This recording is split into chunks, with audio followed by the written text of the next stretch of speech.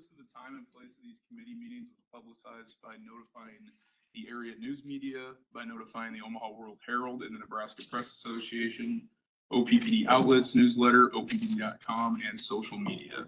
By displaying such notice on the arcade level of Energy Plaza and by emailing such notice to each of the district's directors on April 11th, 2025. A copy of the proposed agenda for this meeting has been maintained on a current basis and is readily available for public inspection in the office of the district's corporate secretary. Additionally, a copy of the Open Meetings Act is available for inspection on OPPD.com and in this meeting room. Thank you all for joining us. As a reminder to those joining us on WebEx, please mute your microphones to reduce background noise. To members of the public, thank you for attending.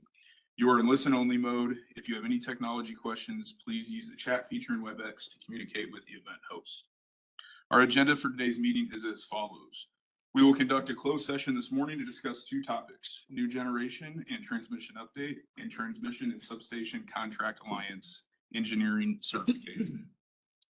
We will conclude this morning's closed session no later than 9:50 a.m. and go to the WebEx meeting to allow the public and OPPD staff to join.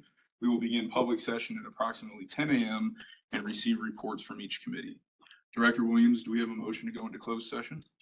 I move that the board go into closed session at 8:47 a.m. to discuss two topics: new generation and transmission update and transmission and substation contract alliance engineering certification. With respect to the new generation and transmission update, closed session is necessary for the protection of the public interest because the discussion involves sensitive utility infrastructure information, confidential cost information, regulatory matters related to generation resources, and potential resource acquisition strategies, the disclosure of which would disadvantage the district in future negotiations with potential contractors. With respect to the transmission and substation contract alliance engineering certification, a closed session is necessary because the discussion involves legal advice and strategy that is protected by attorney-client privilege and attorney work product doctrine. Thank you. And this motion requires a second to go forward. Second. Director Bogner? Yes. Director Kavanaugh? Yes. Director Core? Yes. Director Howard is absent. Director Hudson? Yes. Director Moody? Yes. Director Spurgeon is absent. Director Williams? Yes. All right, the motion to go into closed session has passed. This closed session will be limited to two topics: the new generation and transmission update and the transmission and substation contract alliance engineering certification. No votes or other board action will be taken. Thank you everyone for your patience with us as I had us run over here. A motion and seconds required to reconvene in open session. Second. Director Bogner? Yes. Director Kavanaugh? Yes. Director Core? Yes. Director Howard is absent. Director Hudson? Yes. Director Moody? Yes. Director Spurgeon is absent. Director Williams? Yes. All right, the motion to come out of closed session at 10:21 a.m. is carried. This closed session was limited to discussion regarding two topics: new generation and transmission update and transmission and substation contract alliance engineering certification. No vote or other board action was taken. Notice of the time and place of these committee meetings was publicized by notifying the area news media, by notifying the Omaha World Herald and the Nebraska Press Association, OPPD outlets newsletter, OPPD.com, and social media. By displaying such notice on the arcade level of Energy Plaza and by emailing such notice to each of the district's directors on April 11, 2025. Thank you all for joining us. As a reminder to those joining us on WebEx, please mute your microphones to reduce background noise. To members of the public, thank you for attending. You are in listen-only mode. If you have any technology questions, please use the chat feature in WebEx to communicate with the event host. We will take public comments in the end of today's meeting, as well as at the board meeting on April 17th, 2025, which will be conducted in person at the Omaha Douglas Civic Center and begin at 5 p.m. The public may attend in person or remotely via WebEx by going to OPPD.com. Joining me today in person are my fellow board members: Amanda Bogner, Mike Kavanaugh, John Hudson, Craig Moody, and Eric Williams. Sarah Howard and Mary Spurgeon let me know ahead of time that they were unable to attend. We also have members of our executive leadership team: Steve Bruckner, our general counsel with the Fraser Stryker Law Firm, and OPPD staff. Additionally, we have 21 attendees in this meeting consisting of OPPD employees and members of the public. Today we'll hear the following committee reports. Director Moody will report on governance and finance. Director Bogner will report on customer and public engagement, and Director Williams will report on system management and new client oversight. Mr. Clark will now give the safety briefing.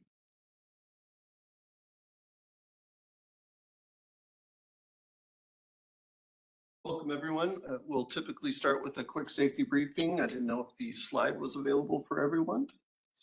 There we go. As you can see, we'll go through these quick points here. If anybody's feeling ill, hopefully you're not here. You're at home getting rest and getting hydration. Please be aware of the emergency exits. We also have AEDs, first aid equipment, as well as fire suppression materials right outside the room. So if there's any case of needing anything like that, we'll have that accessible to you fairly quickly. Watch out for any environmental hazards. Luckily, it looks like the weather's going to be cooperative with us for the time being, so that's good, but always be aware of that. If anybody needs any assistance, go ahead and just let someone from OPPD know, and we'll get you help as quickly as possible. In the event of any type of active threat, please remember, run, hide, or fight. Also, we want everybody to be aware of psychological safety within any of our meetings, so always understand that these meetings are always meant to be respectful. We want to hear healthy conflict, hear from multiple perspectives, as well as understanding this is a trusting environment, one where we promote a culture of curiosity. And then finally, we all work in very important digital environments, whether it's at business or at home. So always be conscious of those suspicious emails. Here internally, we have a button that we can report it directly to our cybersecurity team, but also be aware of those suspicious text messages and phone calls as well. So with that, I'm going to turn it back over to you all. Have a great meeting today. Thank you. And now we'll hear from Director Moody for the governance report. I'm sorry, Director Bogner, we're going to do our inaugural risk committee report. Sorry about that. Very good. So the risk committee, which meets quarterly, had the first meeting in March. As the public may remember, we developed the risk committee the end of last year. It came out of our workshop in August that we'd like to elevate line of sight to the various risks that the organization faces. Unfortunately, those risks are just growing. And so it felt like the right time to introduce the risk committee. The risk committee is made up of the chair of each other committee. And so those fellow board members joined me for our first risk committee meeting in March. I'll just be clear that what risk committee looks at was being handled by other committees. We're just now making it, I'll say, a more formal risk evaluation process, but the board has always had line of sight to the risks that the organization faces. So I just want to double down on that. All right, so we heard the ERM, so the Enterprise Risk Management Quarterly 2025 update. The committee received assurance regarding SD15 Enterprise Risk Management. There were no significant changes to the red level risks that we had seen during prior updates. Other than some ownership changes due to Jeff Bishop's departure and other organizational changes. New owners have been briefed on ERM program expectations or will be in the coming weeks. And the ERM team has no concerns regarding ownership of the red level risks. The ERM team is also working with risk owners to update any risk assessments related to the financial pressures and other the March blizzard. So we'll hear that about those things on the next quarterly update. We also reviewed the overall ERM process. The committee received an overview of the emerging and active risk management processes. We talked about a wildfire risk as an example to walk through the different process steps. The process is consistent and repeatable to ensure quality outcomes and ease of comparison of different risks. We also had an update on various potential risks to the electric utility industry and OPPD regarding the new presidential administration's utility policy and executive orders.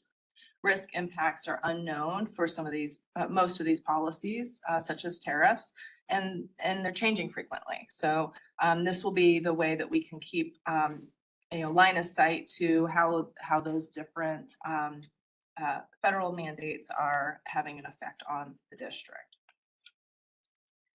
We then turned to our 2024 annual report review. Laura Langford, the Director of Corporate Accountability and Controller, provided an overview of the 2024 annual report. We walked through the report and highlighted a variety of different information. Then we were joined by our external third-party auditor, Forbes Mazars, and they provided the 2024 annual audit and credit agreement compliance report. Let's see, the objective of this part of the meeting was to provide assurance that the financial statements are presented fairly in all material respects and the respective financial position of the business type activities and the fiduciary activities of OPPD. Let's see. Through that, we received their clean opinion or unqualified opinion that the 2024 annual report was prepared accurately. We did have several questions and Forbes Mazars spent time answering all of those. We also had the 2024 audit report and the 2025 audit plan. Michelle DeSuri, our Director of Corporate Audit, provided this. And what we talked about primarily was looking at corporate audit and ensuring that the operations of OPPD are operating in an efficient and effective manner and in compliance with internal policies and external regulatory policies, and that everything's in line with industry best practice. We also had a lot of questions about this, so we spent time talking through this prior year's audit as well as how outcomes of that might inform our audit plan for 25. Ms. DeSuri also provided our controls plan overview. So we were evaluating our internal controls to make sure that they are effectively mitigating financial risk. The committee received assurance related to the internal controls program. Overall, we have an effectiveness rating for 4 rolling quarters at 92% effective, and our district goal is 95%. So that's something that we're keeping tabs on. And I talked through a couple different questions that might highlight, you know, what improvements can be made to bring that controls program in alignment with our district goal of 95%. Let's see. We also received the report of Board of Directors expenses. The committee received and reviewed that expense summary. Nothing out of the ordinary there. Most of the expenses were related to mileage paid to directors for attending various district functions, as well as some continuing education expenses that we have a budget allotted for. And then we had we concluded with our general discussion with our external auditors. So the risk management committee and Forbes Mazars representatives spent about 15 minutes or so at the end of the meeting to talk, I would say, freely about how the district's doing from a corporate risk perspective. And OPPD staff is not present for that part. So it was a big meeting. Is there, for the people that were able to attend with me, do you have anything that you'd like to add? I think at the end of that meeting, we definitely recognize that the risk committee structure that we've set out through the charter is absolutely going to be a valuable tool for the district, and so it was reaffirmed with that work. So thanks to Mr. Foch for helping us implement that last year. All right, I think that concludes my report. Awesome. Thank you, Director Moody. Okay, stepping in for Director Spurgeon, who is unavailable for our governance pre-committee meeting, which occurred on April 8th. You see the agenda in front of you. Items 1, 2, 5, 6, 7 are pretty much housekeeping items, so I won't go into any detail on those. I do want to talk about, I'll do these in inverse order. Let's, item number 4, really quickly. We have a standard process by which if there are any ethics related allegations that they go through the chair of the governance, we confirm that none had occurred. So that matter was closed really quickly. Back to item number 3, the AMI customer and stakeholder engagement work.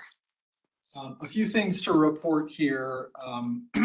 This was really an update on some forthcoming AMI meter pilot. So a few things here for you all to be aware of and understood. But the pilot location is in South Omaha, so the committee heard some good detail on the characteristics of the pilot location.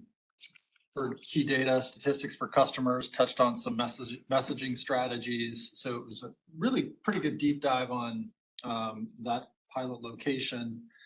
We also heard an update on some of the key work streams that are underway at present. There were 8 of them total. I won't walk through all of them. A couple of examples. So some thinking about customer calls, what we might get for customer calls, and ensuring that our team is sufficiently trained on AMI questions. So thinking about how we're going to navigate through that, what remote disconnects and reconnects are going to look like in this environment. Those require physical presence today. So a lot of really interesting things that we heard about in terms of what prep is underway to get ready for this. One really important thing that we will see some board action on here in the near term is what the customer opt-out policy will be. And that will actually come to us, and Tim, correct me if I'm wrong on timing here, but my understanding is that will come to us for to get a first glimpse of what that will be in May, and then for approval in June, because it does implicate a change to rates. And so that needs to be done before the pilot occurs, so that if there's an opt-out portion that a customer wants to take advantage of, we've got everything in place in order to handle that. So consider that a more to come in May item that we'll be hearing more about. That's the long and short of that particular item. Other members of the governance committee who were there, feel free to chime in, add more. Otherwise, I'm going to stop there.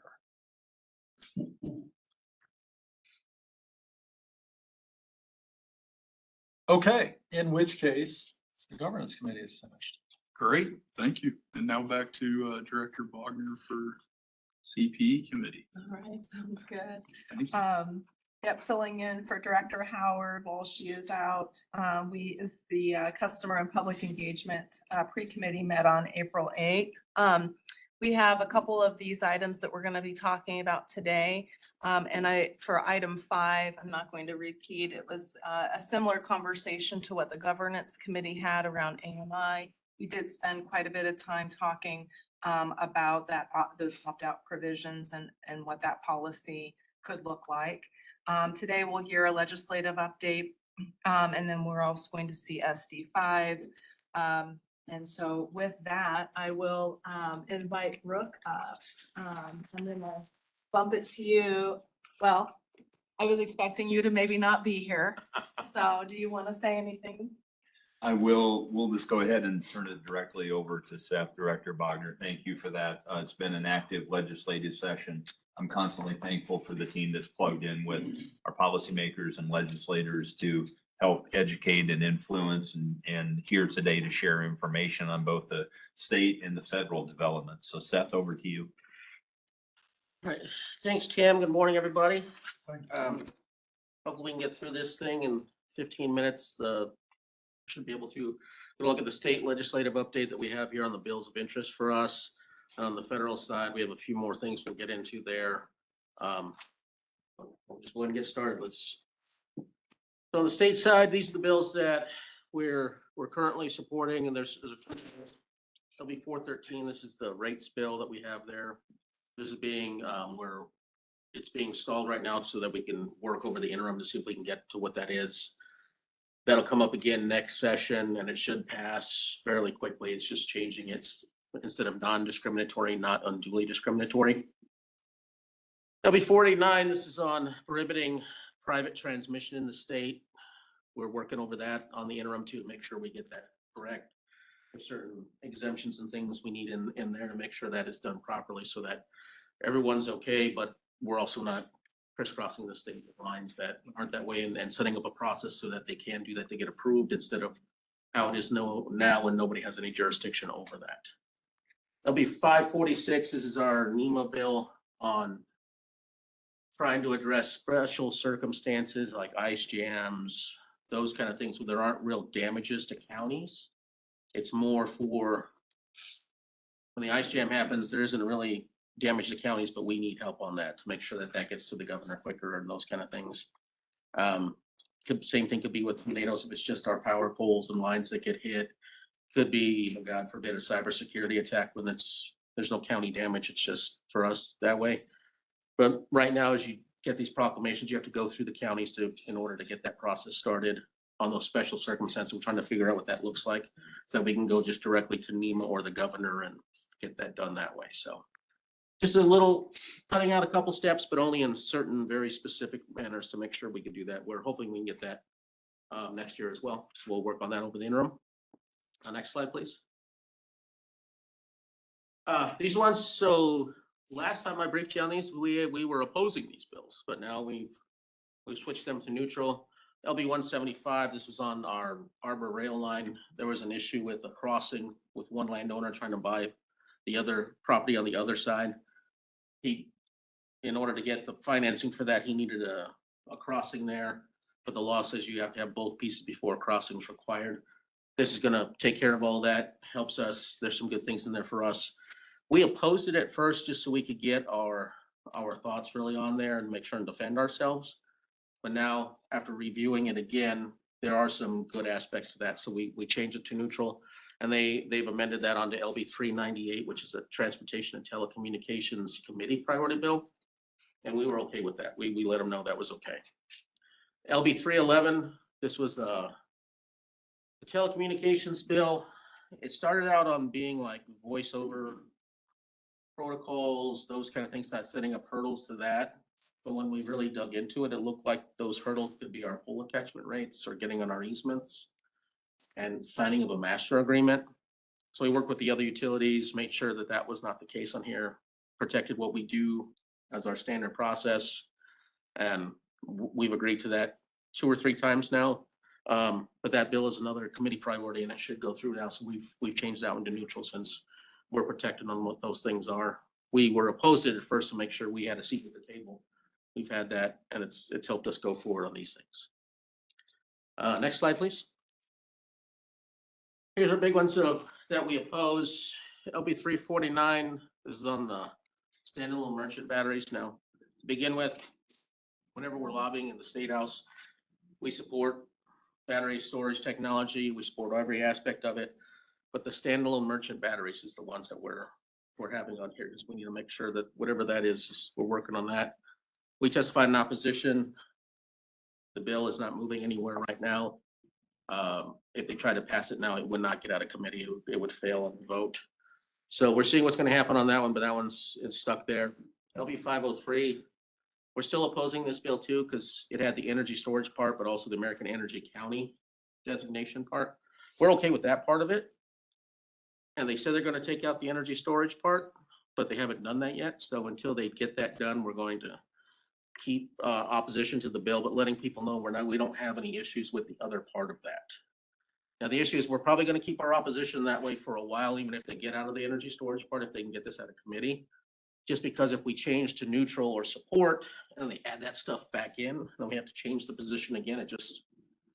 It'll be the same thing like we did with LB 175. We're opposed to it, and we'll just say it's okay to let that stuff go if they can do it that way. But keeping our opposition to this keeps us at the table no matter what happens. LB 571, this is the cost of living adjustment for our retirees on our, that's in there now. That bill, we already had the hearing, we were opposed, it's not going anywhere. There isn't a push to get that thing through either, so. Next slide, please. These are the last ones that we have here. So we still have the sales tax exemptions coming through. There's various bills to try to get that stuff worked out this week and next. We still have some of the Pacific conflict changes. This is the foreign adversary stuff. There's a few of those bills we're working on. LB 526, the crypto mining bill, that got amended down a ways. It got whittled down pretty well so that everyone seems okay with it, including the crypto miners. So the other one on the foreign adversary. LB 660 is on the purchasing of drones. This is saying you can't purchase any drones that aren't on the blue list or approved. And the blue list is this federal list that says which ones are good, which ones are not. They're trying to get that out of committee. We're working with them on that to make sure that we can have our drones still the same way. As of right now, a couple of our drones aren't on that blue list, but we're trying to make sure that those are included so that we can keep using it that way. Trying to get an exemption on there. We'll see where that's going to go. But we're working on that. And then the other ones that we're really looking are the committee priority bills. So natural resources has 2, government has 2, transportation has 2, and revenue has 2. This is the time of year when you can have a floor amendment on something and they announce the floor amendment as they're filing it. So we keep a very vigilant eye on what they're doing, especially on these. That's where the jurisdiction is for us, just to make sure we know what's going on, what's happening that way. Constant vigil on all those kind of things. They're going to start late nights next week. So we're anticipating some late nights down in the rotunda to make sure that what they're doing isn't bad for OPPD and for public power in general. So we'll be working together on those kind of things there for those, just to make sure that we have everything covered. Any questions on the state issues? I know we went through that pretty quick. All right, over to the fun federal. Executive orders, same things we have here. A whole slew of executive orders have been introduced, and I mean a slew of them. As soon as they were done, lawsuits started, courts were weighing in. They were everything from staff cuts to things with coal, just across the board. What this really comes down to is just delay. Everything's going to be delayed. Courts are going to really figure out what this stuff is. And then we're trying to review them to see where it's going to go. But, you know, some of these are coming up, start reviewing it, and then all of a sudden they rescind it. It's just a lot of chaos on some of these things going forward right now. And we're keeping an eye on it, reviewing what there is on those issues that are there. I think we're fully engaged with APPA and LPPC on these. We have our legal staff that's reviewing things and we'll be providing updates. So you'll see more come back to the board later as there's more clarity. I think the way that we've kind of positioned this is these are announcements of priorities in many cases and not go-dos yet. The president's giving their staff directions to go look at this and go look at that and bring some things back. So still a lot of unknowns at this particular stage. Yeah, and all our stakeholder groups in DC are on it too. So we also belong to the American Clean Power Association. We also belong to NEI, the Nuclear Energy Institute. They're all analyzing this at the same time. We're kind of getting all that stuff together with our legal department to make sure we understand what's coming. On reconciliation, they finally got the parameters set. Now they have to try to get like the real meat on those parameters. That's going to happen in the next month. Tax-exempt financing is always on this list as a pay for because it's $250 to $300 billion, and that's pretty good pay for. But it's always taken off at the whenever it is when we're there. Representative Don Bacon did a dear colleague for us. It was a good bipartisan letter. Went to Ways and Means Committee saying, you know, preserve the tax-exempt financing status of those. We're also doing a letter to our delegation, but we worked our delegation pretty hard on the Bacon letter just to make sure that they were all good with that. The only one who didn't sign it was Representative Adrian Smith, but he wouldn't sign it anyway since it's going to his committee. You don't sign a letter to your own committee. It's just one of those practices in DC that you usually don't do. Looking at still making sure if there's a border adjustment on there, seeing what they're going to have on the IRA, IIJA, if they're going to try to cut that. We're going to see 21 House Republicans told them to preserve those. 4 Senate Republicans did the same thing within the last week or so. So if there's 4 Senate Republicans and they have 53 Republicans there, they're gonna have to figure out how that's gonna work. Because if those 4 band together and vote against it, it could hold up everything. So we'll see how that's gonna go. We are all anticipating if they do any kind of cuts on there, it is more of a scalpel and not a sledgehammer. So we're working with them ACP on that everyone, APPA, LPPC, across the board. The LIHEAP funding, we're still trying to figure that out too with the staff cuts that were over there. They cut all the staff. From what we have heard, that Nebraska's already got 90% of our money. We're still waiting on that 10%. Should be coming in June at some point, and we're so far right now the state is still anticipating that. But we'll see how that's going to go too. There's a lot of movement on this. Senator sent a letter, I think, yesterday or 2 days ago to the administration saying this is unacceptable. You need to put this stuff back in to make sure it's going out for the millions of Americans that need this. So I think I got that right. It's good. Seth, I may augment with one data point. So HHS has indicated to states to begin planning for the 2026 LIHEAP year, which is a positive step of encouragement. They've brought back very limited staff. We understand to try to process that, whether that's enough or not, I don't know. But the indications we can get in the state of Nebraska is getting thus far are positive, and we'll continue to monitor and advise. So for clarity, we have 90% of the 2025 funds in hand. Yes, the state does. State does. Yeah. The last one's on the tariffs, and these things seem to be changing all the time, figuring out what it's gonna be. You know, come out big with the big three there that are on there, Mexico, Canada, China. Some are rescinded, some are increased. We'll see where all that's gonna go to. It seems like the only ones that are really staying intact are the ones with China. We'll see how that's gonna go. It seems like there could be a trade war, but at times it's a negotiating tactic, and we'll see where that's gonna go to. The tariff issues are, as we will see in the stock market, it's been up and down a lot, and sometimes it's up, sometimes it's down. We'll see where that's gonna go.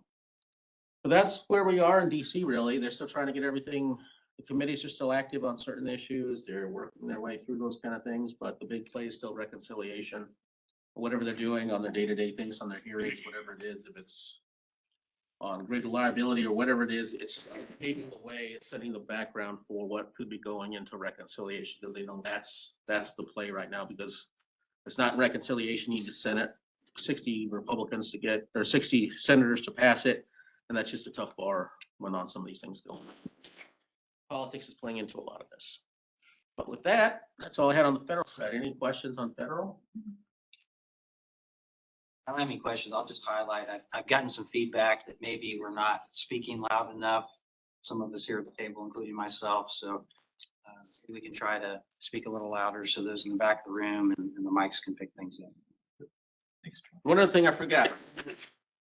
Yesterday was the line worker appreciation event we had in the Capitol.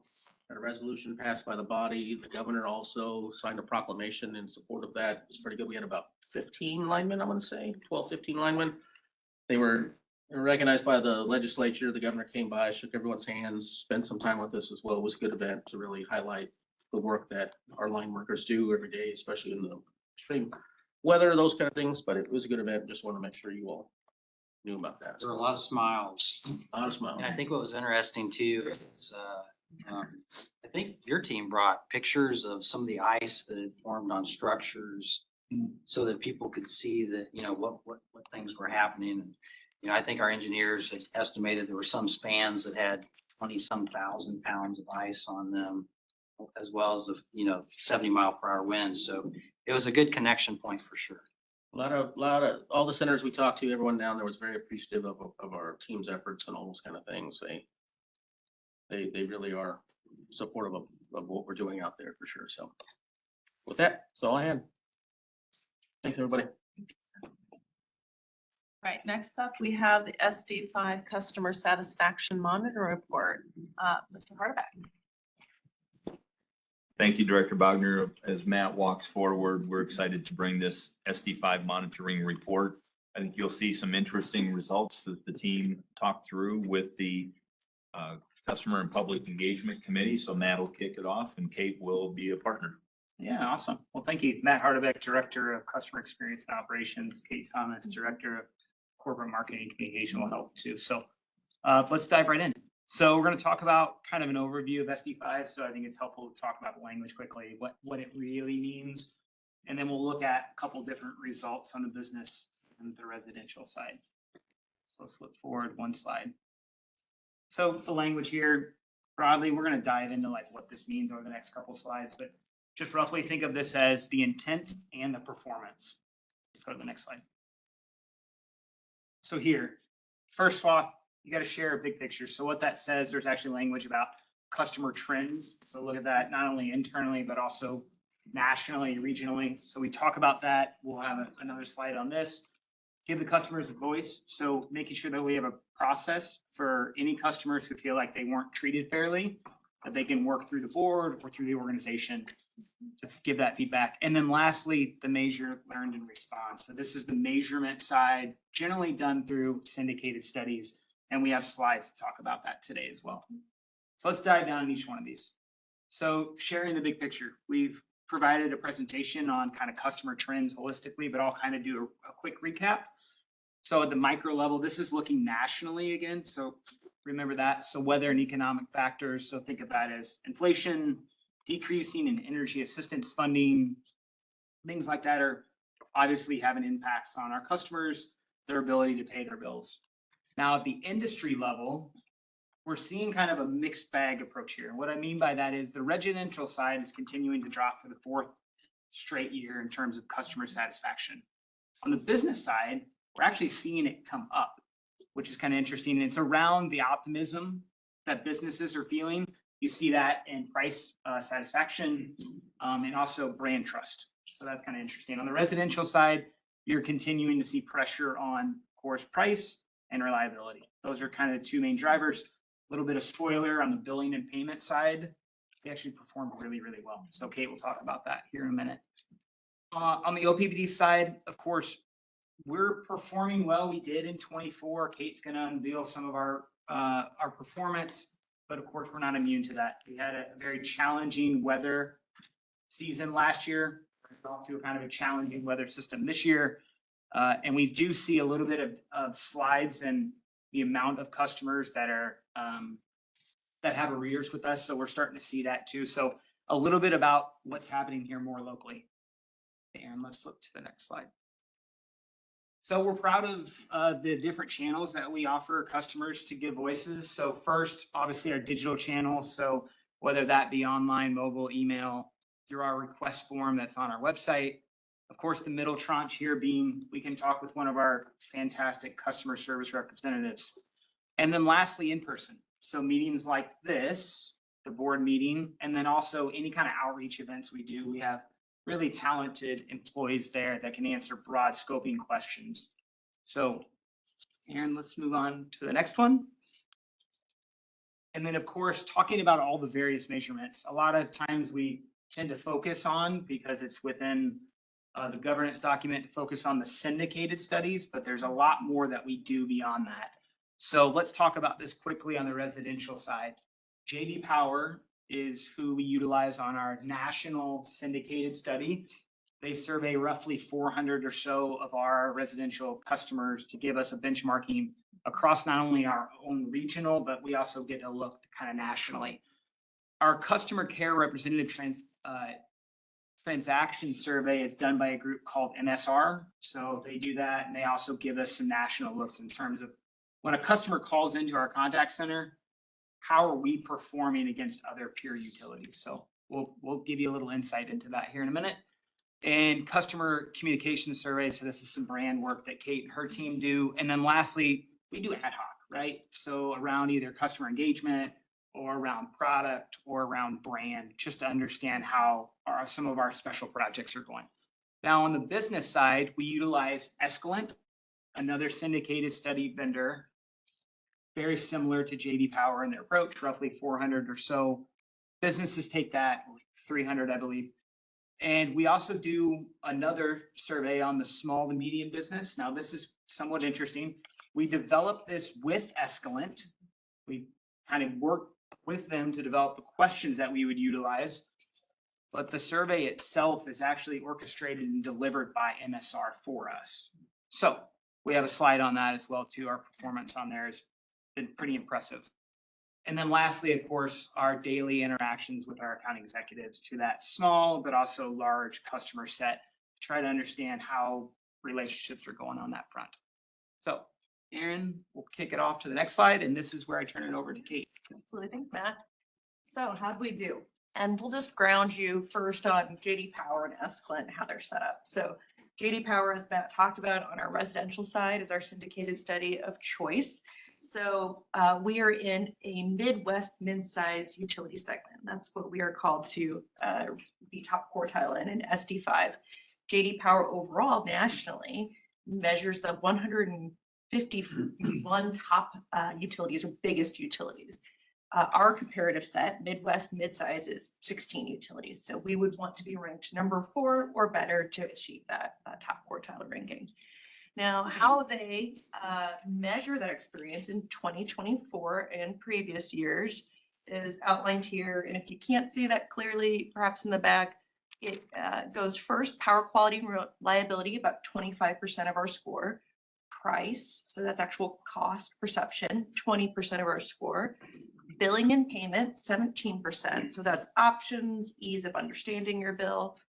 Corporate citizenship, which is 17%. That's can be perceptions about environmental actions or just how we're showing community volunteerism, economic development, etc.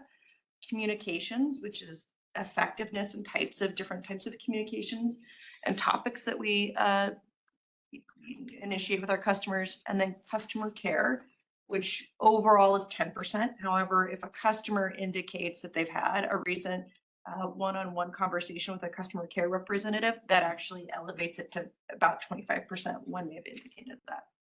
On the business side, Escalent has simplified theirs a little bit, right? They have 3, big categories. However, they have a similar number of questions and a similar type of questions as JD Power. They just have categorized a little bit differently. So about a third, brand trust. That includes things like communications and some of those other citizenship pieces, product experience. That's a lot of digital kind of experience, et cetera, and service satisfaction, which is power quality, reliability, billing, payment. Similar questions, just organized a little bit differently. Okay, next slide. So JD Power, Matt spoke about this. Really, we are measured 4 times a year, so quarterly. And then at the end of the year is when we receive that kind of final rating. So over the course of a year, we try to aim for about 100 respondents across all areas of our service area. And by the end of the year, we have 400 respondents, which gets us to about a plus or minus 95% confidence level. And so for 2024, we're really excited to say that though it was a year with headwinds, we performed well. In fact, we performed number 1 in our comparative set. So out of those 16 Midwest mid-size utilities, we were top, and with a score of 730. Now you'll see that's actually 1 point lower from where we were last year. But what that says is in a hard environment across the entire industry, we performed really well. And for those areas that are starred on the chart here, that's actually where we ranked number 1. So we ranked number 1 through 4 in all of those. And then we actually performed number 1 in price and billing and payment and in communications in 2024. So we're just proud of that when we think about what a, tumultuous year we had in 2024, the fact that we had a lot of headwinds and we performed well. We're proud of that. Now it was a close race, right? We won by 1 point. We don't let that go to our head. And we know how, how great these other utilities in our comparative set are, but we were pleased to see that came through. Right, go to the next slide. And then when we look at ourselves over time and then a national perspective, you'll see this is, the story that we kind of said is that we ranked number 1, even though we know that the industry is continuing to see a downturn in satisfaction for the past 4 years. So number 1 overall, and then second quartile for among the 151 total utilities. Next slide. So that's that broad view. JD Power administers the survey, whether or not we subscribe to it or not, right? They're asking specific questions, but we want to know from our customers that we have had interactions with, how are we doing? So not just a syndicated study who's objective, but also our customers who have had very recent conversations with our customer care representatives, how are we doing? So we use a group called the MSR Group. They're actually based in Lincoln, but they do their own national study among other utilities around customer care transactions. The study's called Apex. It's well known in the industry.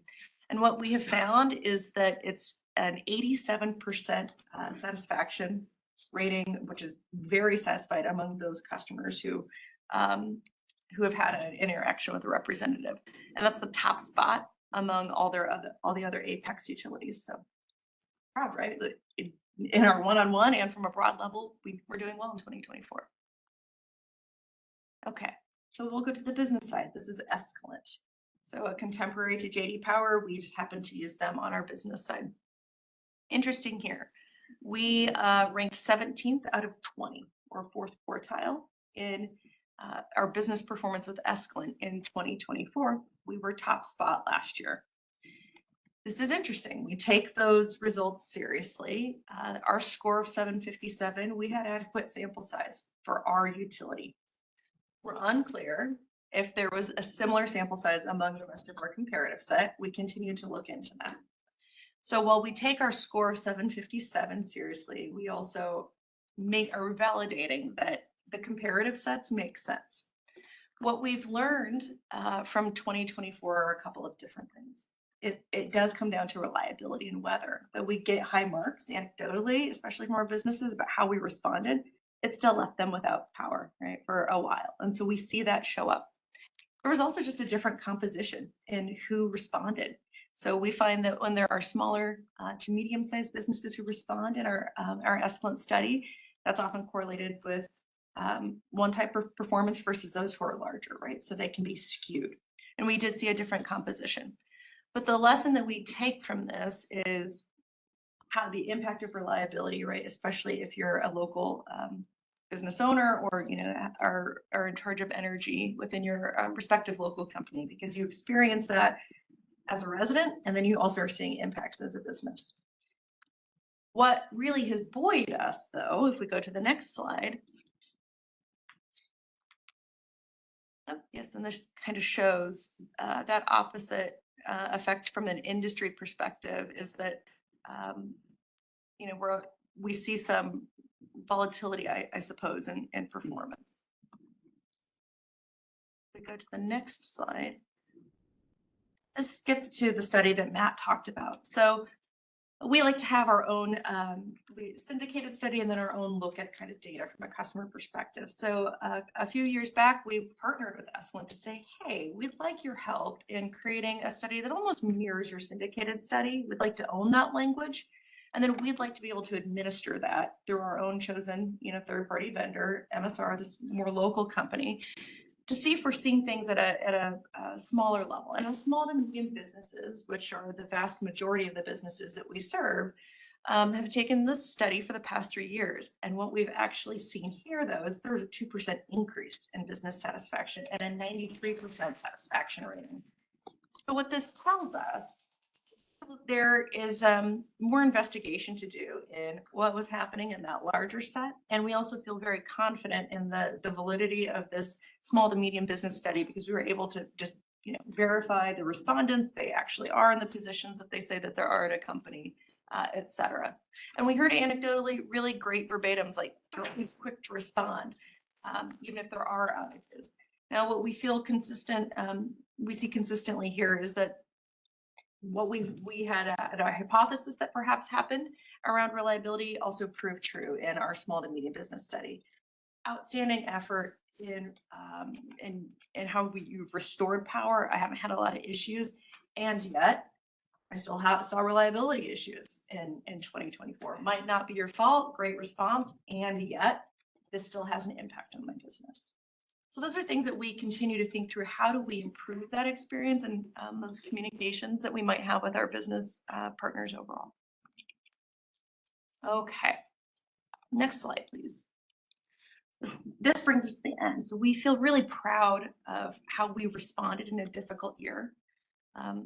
We look with clear eyes at the data among us, especially on the business side, and yet we feel really strongly that we performed well in 2024 and continue to look into those learnings. And so with that, we would leave it at this recommendation and offer it up for discussion and questions of the board. Thank you so much. I want to just absolutely commend the top quartile and top place performance on the residential. That's incredible. When we think about those residential customers are actually also physically our business customers too. And so it kind of begs the question of like, what do you think the expectation differences are there, right? So our residential customers also experience the weather events in a similar way, and maybe to some extent in a more intense way because it's harder to always get to all of our residents and reestablish power during those events. So I'm wondering from your experience, what you think the expectation differences are between business customers and residential customers? I have a couple of thoughts on that. I don't know if you wanna. Okay. Well, I think it's a little bit dependent on the business itself, right? So I don't want to speak for that. And I'm also laughing because our market research team's on the phone and I'll be speculating here. So this is speculation, but this is, I think, something that we want to validate through some qualitative work that we'll be doing. I do think it's interesting to note that it's a compounding, I think, effort. So if you are a energy manager, let's say, at a company, or you're a business owner, and you also live within the service area, yes, you have an expectation that you're in it with everyone else, right? And my neighbors are getting restored around the same time. I'm hearing kind of a more universal experience. And I think you have that understanding, but you also have, some exacerbated, I guess, frustration as you then also need to deal with it in your business or in your kind of, your work life. I'm speculating about emotions that people are taking around perceptions when they're in here, but I do think there is something to be said there, right? Because you're seeing impact and reflecting on impact more than once. And I think it is probably for a lot of these respondents, they have a conflict because we see a lot of really positive response in how we show up and how we restore. And yet the questions are, did you experience impact or not? Or did you remember experiencing it? They may be remembering that and say, yeah, absolutely. I remember that happened this day, this day, this day, this day. And so I think this is always these are confidential respondents, right? This isn't something that we could hand over a list to Troy's team and say that, these customers answered this exact way. This is a pointer for us to kind of understand, okay, the real importance of communicating infrastructure investments, what we're doing to harden systems, how seriously we take our relationships with our business customers. And it's also point in time. So if I were to speculate, I think if you're a local, business owner or energy manager, you're experiencing this twice. Thank you. I appreciate that. What questions do you guys have?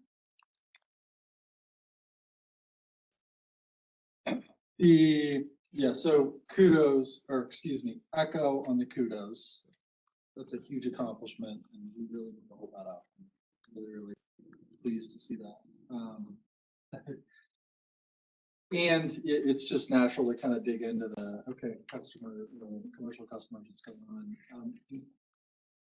In the same way that the residential, that pie graph relates to the scores where we saw the scores for each particular segment, we don't get that level of detail on the commercial side. Is that right? So thinking about And I would say it was very even, I guess, decline across all areas, with reliability being the deepest decline. Okay.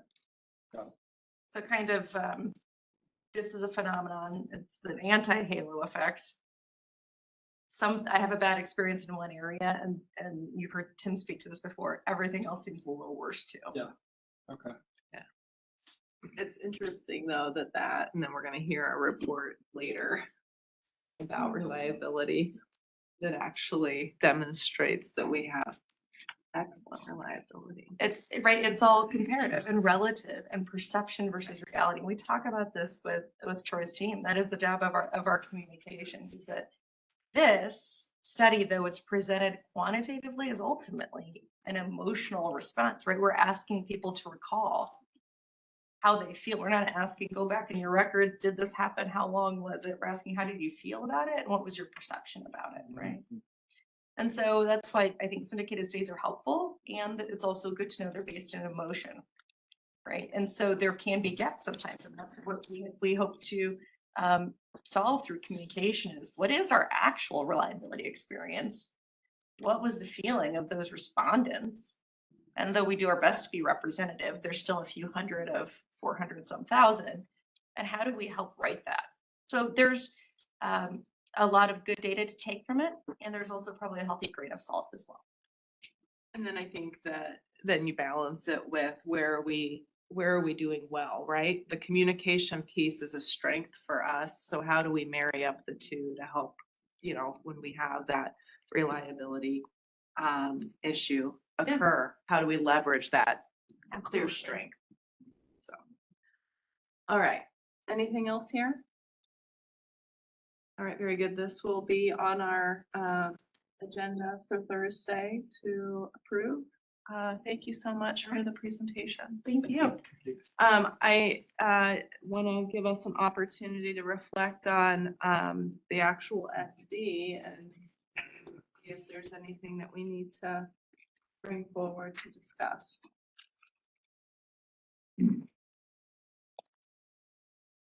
Not extraordinarily organized thoughts, but there's a question there. So I found myself looking at the residential results and thinking about what the implications of AMI might be. I think I don't know that there's anything to do with that, but it's just, thinking about we're scoring well in communications and AMI will dramatically improve our ability to communicate. So that's something I'm excited for more than anything. I don't think it changes anything. I would be curious if the CP&E committee desires to kind of understand as the team digs further into the commercial results, if there's something more that we might benefit from learning about. I mean, I'm not on the committee, but I'd be curious to see if the committee's is interested in any sort of report back beyond that. Yeah, absolutely. I think that we definitely spent some time talking about the business elements.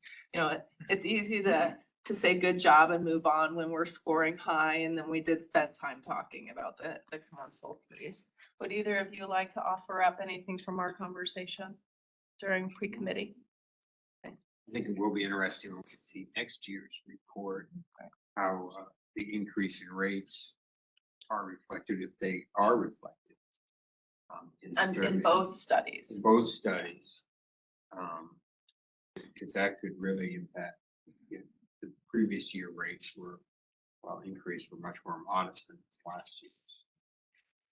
Yeah, I think that we can certainly take the question back and as they're doing the validation work on the other utilities that were here, I think that that's a good opportunity to hear back.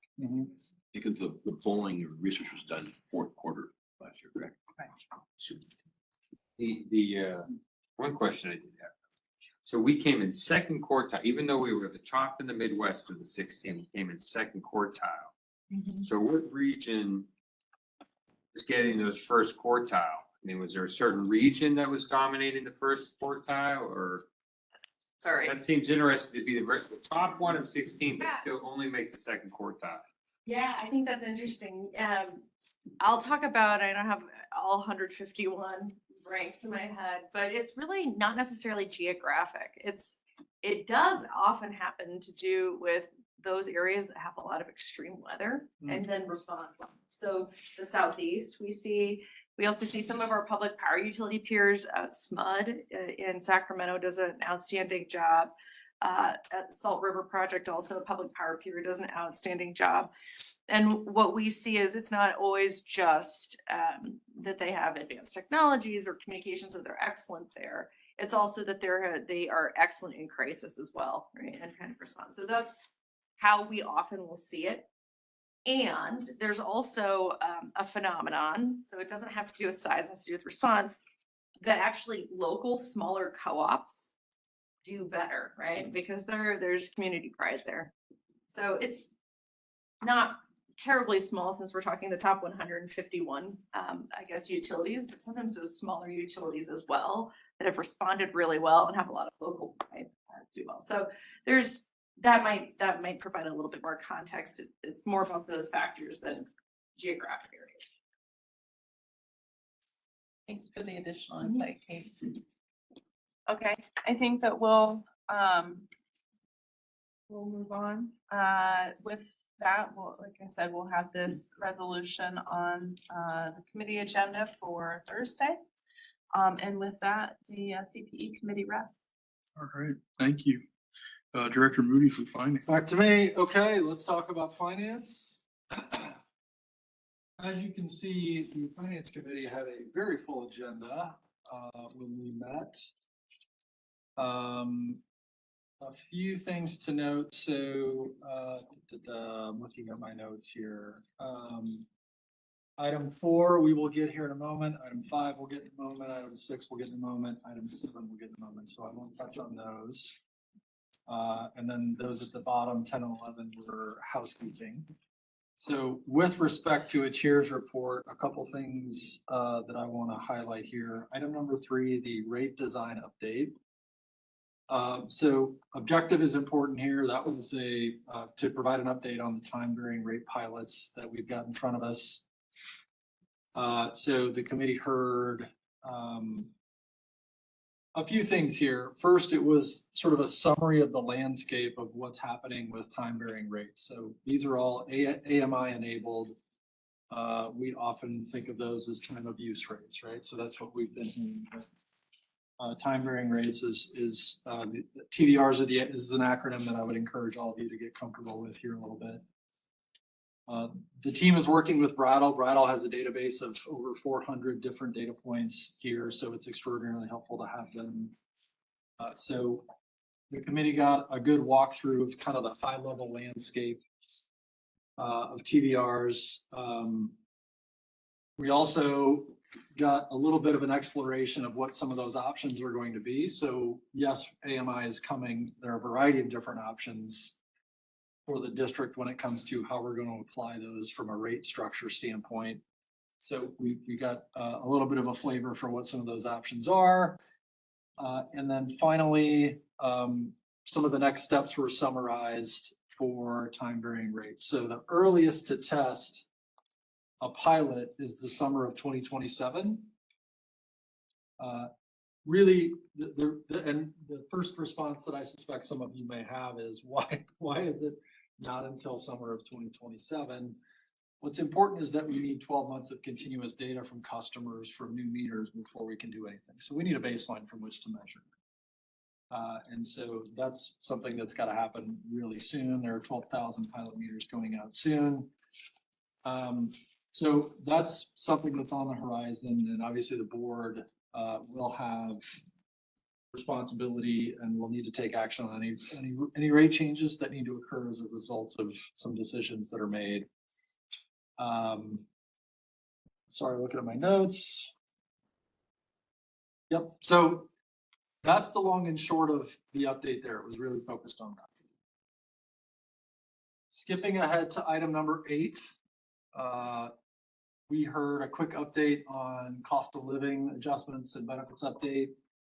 So this was spurred, at least in part, based on, I don't remember what the LB number was, but there was a legislative bill that was proposed that would require the district to match Social Security cost of living adjustments on an annual basis. Those are roughly 3% per year. So because that was proposed, I think the board was curious about, okay, tell us what's going on there. What's our exposure? What are we doing today?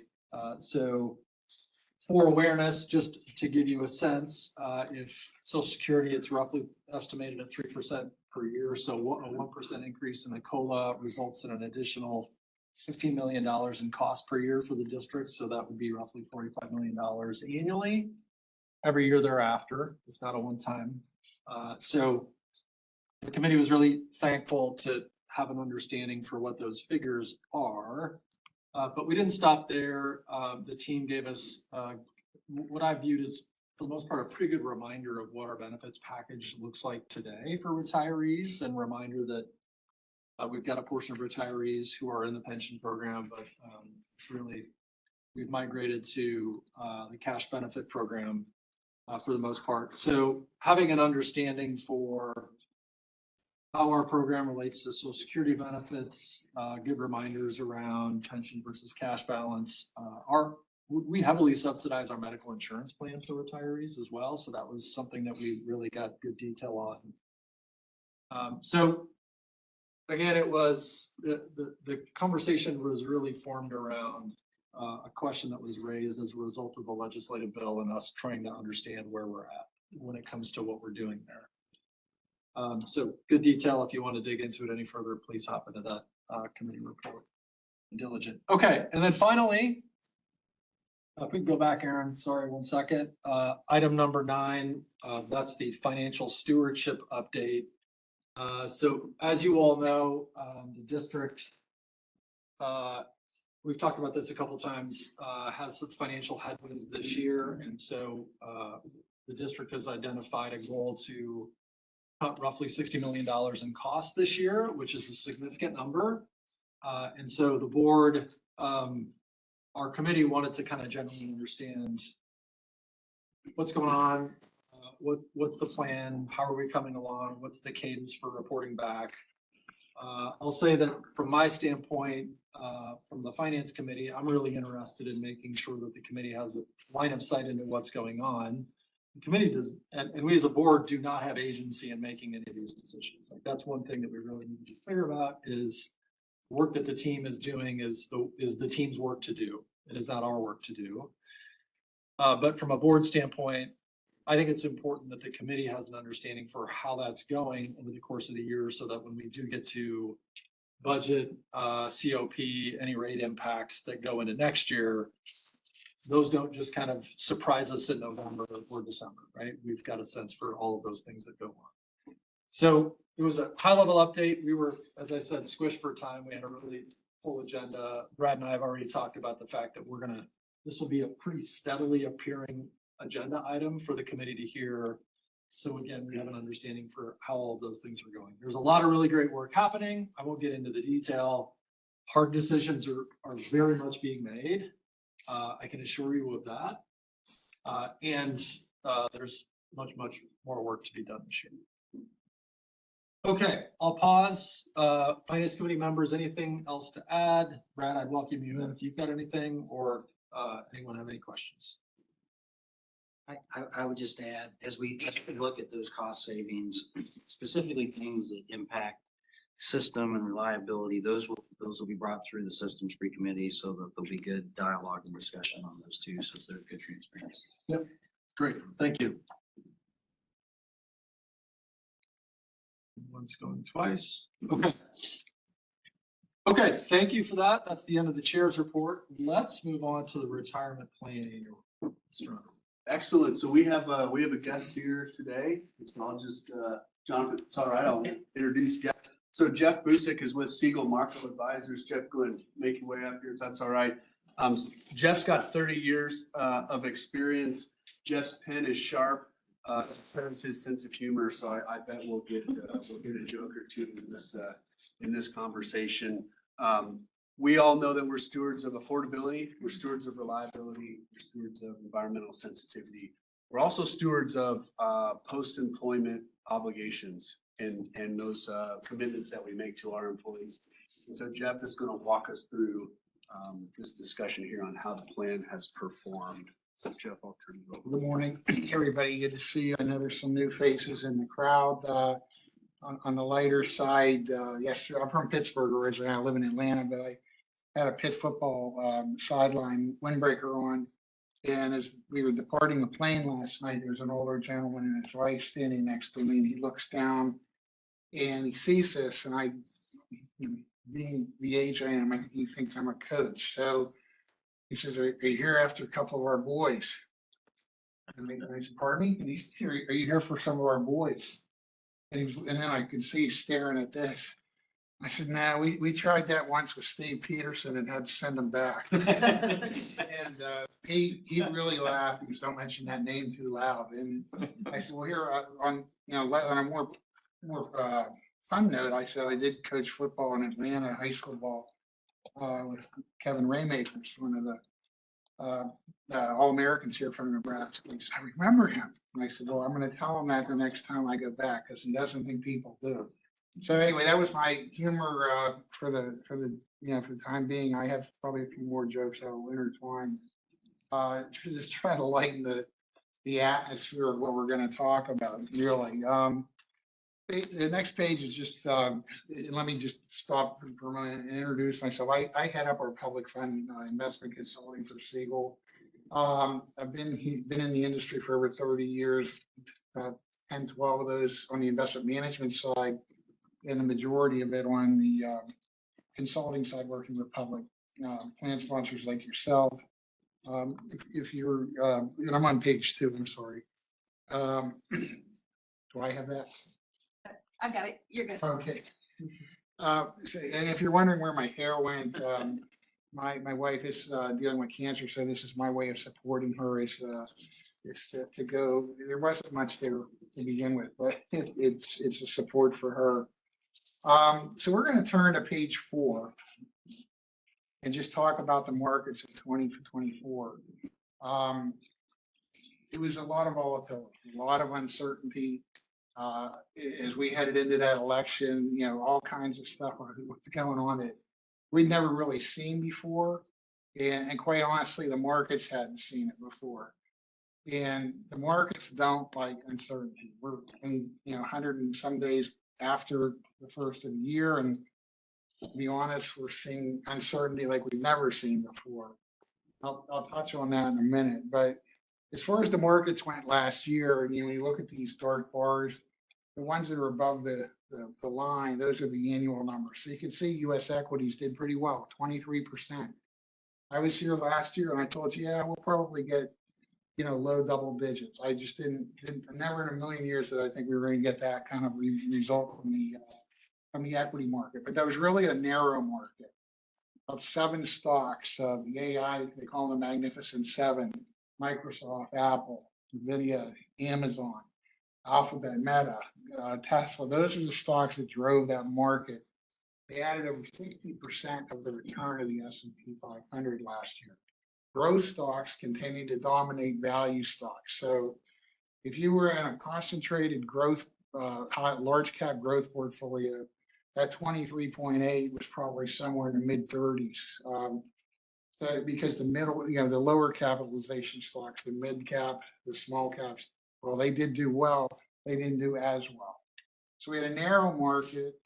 We had a growth oriented market.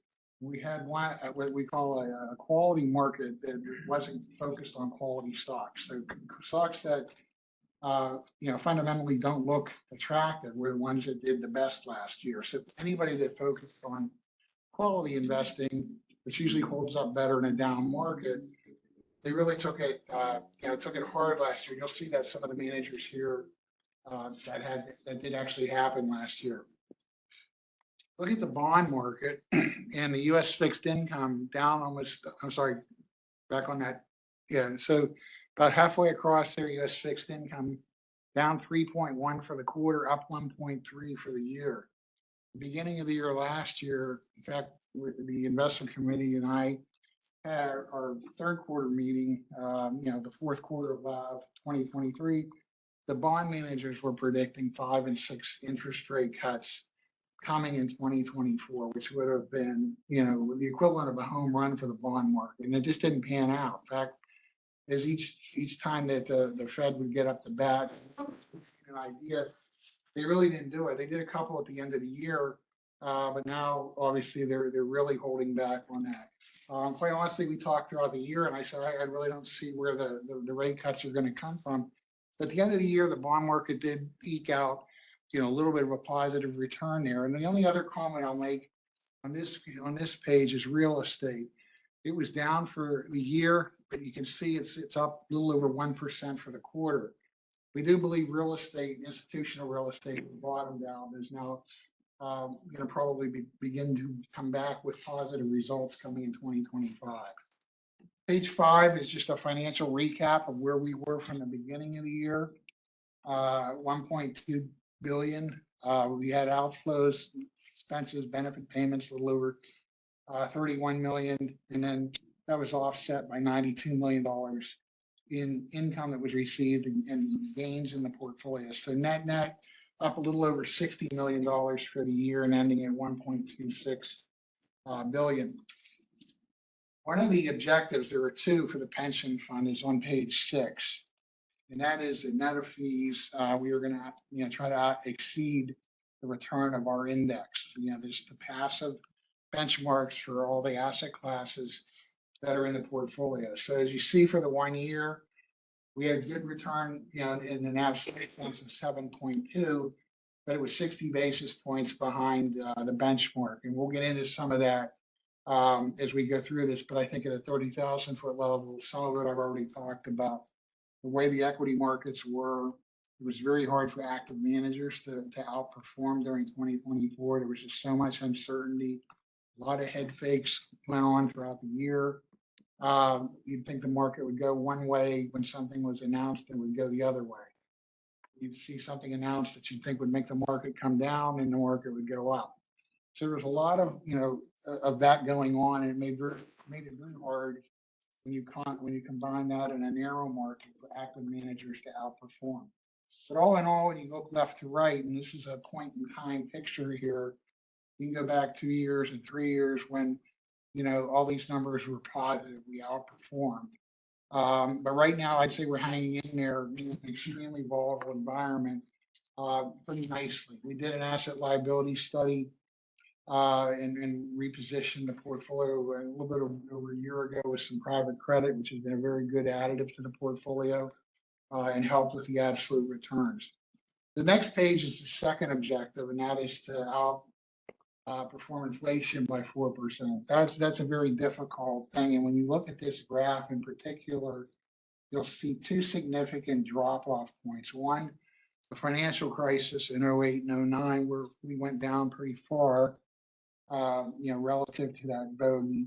And then again, which you would expect, at the beginning of COVID, when we saw inflation spike to 9%, we went down. So this is a rolling number, but those were two pretty big periods of time that are going to take time for us to chip away at and get back to that, having that ability to outperform inflation. And you can see the direction, we are moving back up. We're going to start to just drill down a little bit on some of the managers. Domestic equities first, a little bit of a mixed bag here. And you see the State Street portfolio, that's an index fund that we put in there, probably 7 or 8 years ago.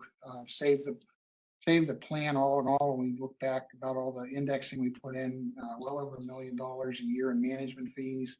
Wellington has been a long-term manager for the portfolio in the mid-cap area. They have just really fallen off a cliff, and our research group put them as not recommended. We had them on watch for a year, but we recently replaced them with Kane Anderson. We're in the process of moving that money from Wellington to Kane Anderson as we speak. Frontier, the small cap growth, and LSV, the small cap value managers.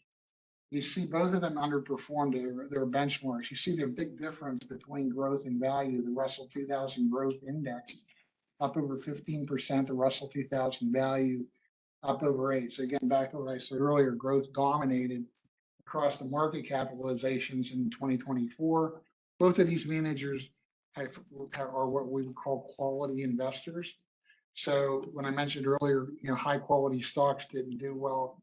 That's what happened to both of these managers last year. They just didn't, the market didn't reward them. And again, these things are cyclical. So there's no need to panic that they don't know what they're doing. It will come back, and the quality stocks will, in fact, I think this year, first quarter, pretty much across the board, quality stocks have started to come back. So the market's favoring them again. The next page is the international equity.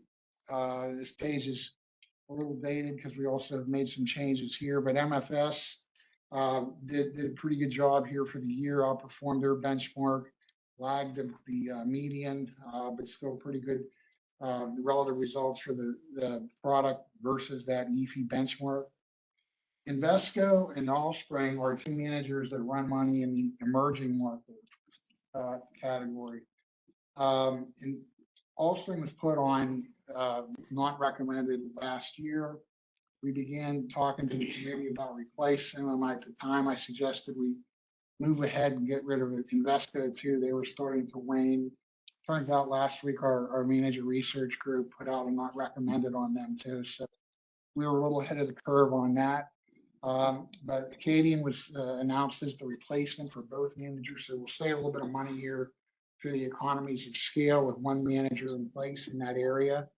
And just like the mid cap, this is an evolving process right now. So we're in the process of moving the money from the two to the new manager. And I would say all of these will be probably completed in the next 6 weeks or so.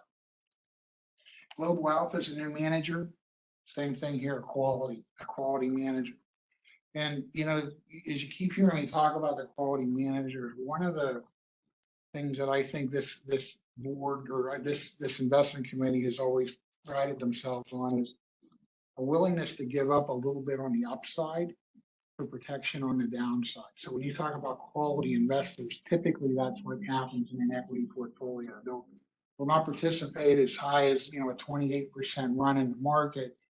But if the market's down 14%, they're not going to be down that much either. So again, this is what held us back a little bit here with Global Alpha, their quality bias in the portfolio. The domestic fixed income is on the next page. Pretty good results across the board here. The State Street is an index fund. You know, we get the exposure for a very low fee. Reams did a good job and has done a good job for you for quite some time. I think they might be one of the oldest managers in the portfolio. JP Morgan, very similar picture there. McKay Shields, they're a new manager in 2024. They're a high yield manager, so we don't have a full year number for them.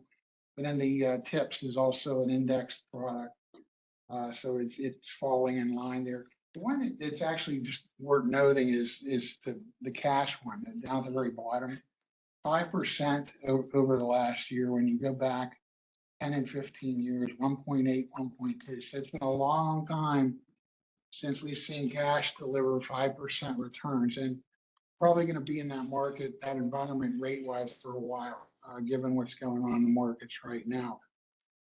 The emerging market debt managers, Stone Harbor, page 11. They're a very volatile manager from year to year. They can be out, underperforming or outperforming. They were on watch during last year. We took them off, but they've rebounded very, very nicely. And you can see that here. Also, in terms of absolute numbers, the highest returning fixed income portfolio in the public markets for you. And then next page is real estate. We have two real estate managers, Harrison and PGIM.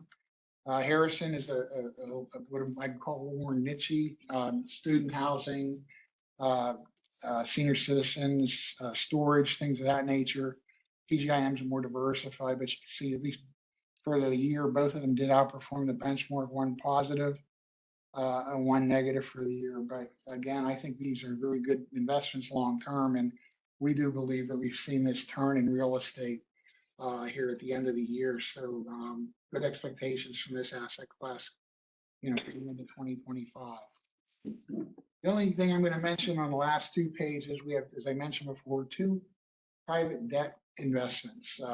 First one's Neuberger and Berman. The thing that I'd have you take a look at is down in the left-hand corner here, which is Inception RR. That's the inception rate of return. And so you can see since we've been with them up over 13.5%. So it's been very additive to the portfolio. This is a direct lending fund. So its real function is to throw off income, which is one of the reasons we wanted to have that in there. The next one is Corbin. Corbin is a fund of funds. So it's going to get most of its return, not from income, but from appreciation. It's a fund of funds, and you can see its inception IRR 10.9. So again, both of these have been very additive to the portfolio. We're getting ready to work with the committee on a pacing. It's time to, Anthony, think about as these things come down because we get money back. We want to stay invested in that asset class with these managers most likely. So we're going to put a pacing structure together, which will help everybody kind of be on aware, I should say, when we're going to put more money in, when they're going to call money, and we'll be delivering that and then probably at the next meeting that we have. So in summary, returns up 7.2% net of fees, assets up a little over 60 million for the year. We lagged our benchmark by 60 basis points. We had good returns from our fixed income managers and our private credit managers. The replacement searches for mid cap and emerging markets are done. We're funding those managers. And I think over time, we're gonna be well positioned. I don't really see any managers in the portfolio right now that have us kind of worried down the line that maybe we'll be moving away from them. So, I'd expect good things out of the portfolio in 2025. Now, 2025 is obviously everybody's like, what's going on? And, I don't want to, if anything I say sounds political, I don't intend it to be, so please just let me say that up front. But I mean, there's all kinds of stuff coming across my desk, my email. Everybody has got an opinion on this. You've got, the world's coming to an end on this side. This is the greatest thing since sliced bread on this side. It's creating more and more and more uncertainty and more and more and more fear. And all the tariffs, well, all the unemployment, all the people that are getting laid off. This it's interesting as someone who's been was with managers who ran money, someone who's advised most of his career advised people like yourselves on retirement plans to watch something like this because we've never seen it before. I call it tariff uncertainty. That's really what it comes down to. There was a talk show that I was listening to on the way to the airport in Atlanta yesterday, and somebody came in, and the guy's close to retirement. He, wasn't panicking, but he just, said, I really like this. It's kind of got me worried. And the host said, well, the quartet on the Titanic sounded beautiful, right? But that didn't stop the ship from sinking. And he said, the point I'm trying to make, we've got a broken economy right now. Now, you wouldn't know that in some respects because the economy's been doing pretty well, but this imbalance with our trade is huge, a couple $1 trillion a year.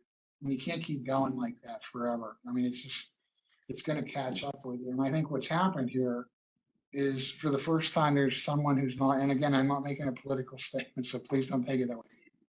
We don't have a politician in the White House. We have a businessman. So he's running the government the way he would run a company.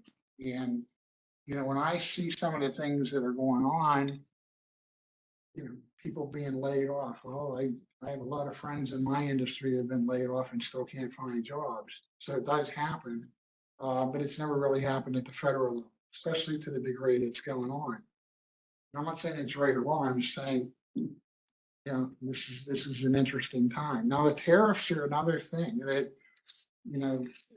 there's an unbalance there, and I think what he's trying to do is correct that. Some of it's posturing, some of it's real. But when you take all this together, it's unprecedented. You've never seen it before. And probably the reason we haven't is we've kind of gone along the way we have, whether it's a Republican in office or a Democrat. It's the way it's evolved. But I do think that this guy that was talking yesterday when he talked about the Titanic, I think to some degree he's right. This thing is broken, and it needs to change, and it needs to change quickly. And so that's why I think what we're seeing is so unusual. And quite honestly, I'm sorry about that. Quite honestly, fear, this is great. Never rings until I'm in front of a crowd. It's just the uncertainty here. The market's, bouncing around like a Super Bowl. It's going to stay like this year. Larry Fink was interesting, heads up BlackRock, 6 weeks ago, said he thought we were going to see a turbulent 2024 and, a good time after that. I'm sorry, 2025 and a good time after that, 2026, 2027, the markets will do well. He's now hinting that he thinks we might already be in a recession. Maybe not. I don't know. I'm not going to try to second guess that one. But I do think the first comment that he made about a turbulent 2025 is going to be the reality we're going to be faced with. It's an unknown. I wish I had a crystal ball and could tell you how this is going to play out. The broad-based tariffs that have been announced that's not needed. I think, he and his team know who they want the tariff imbalances fixed with, or at least more level, but it's not universal across the globe. The thing that's interesting when you look at the noise, and I say noise, all the stories, is the guy ran on that platform when he got elected. And it's interesting to me that he's doing it as quickly as he is, but all I can say is if we don't do it, I don't think it's gonna be a good outcome down the road. And I'm not meaning next year or 5 years from now, but if you look at us 10 years from now, if we don't make some significant changes in the way this economy, global economy is managed, I think we will be in pretty bad shape. So all I can say to you, we're not tactical asset allocators. We're not telling our clients, get out of here and go to cash or get defensive. We're telling you, these are long-term portfolios. Ride through this volatility. You're making contributions. When we get up and talk about the 401k plans, volatility is actually a friend to us, as much as we don't like it when we see our balances go down. If we keep dollar cost averaging into our own 401k plans, when those dips happen and you link them all together over a 30-year period, we're taking some advantage of the dips. We're buying more shares down here. We're buying less shares when they're higher valued. But over time, those waves in the market actually do benefit 401k investors. And it's true on a defined benefit plan, it's still making contributions. Those dips are going to be there. So no crystal ball, no perfect vision for you. It's almost like a broken record from last year. I said volatility's here. There were a lot of things that drove it last year, especially the political environment that we went into. We're in a whole different world now, and I wish there would be more calmness here. I wish it wasn't as radical. Radical meaning so abrupt, so quickly, so large of changes that are being put in.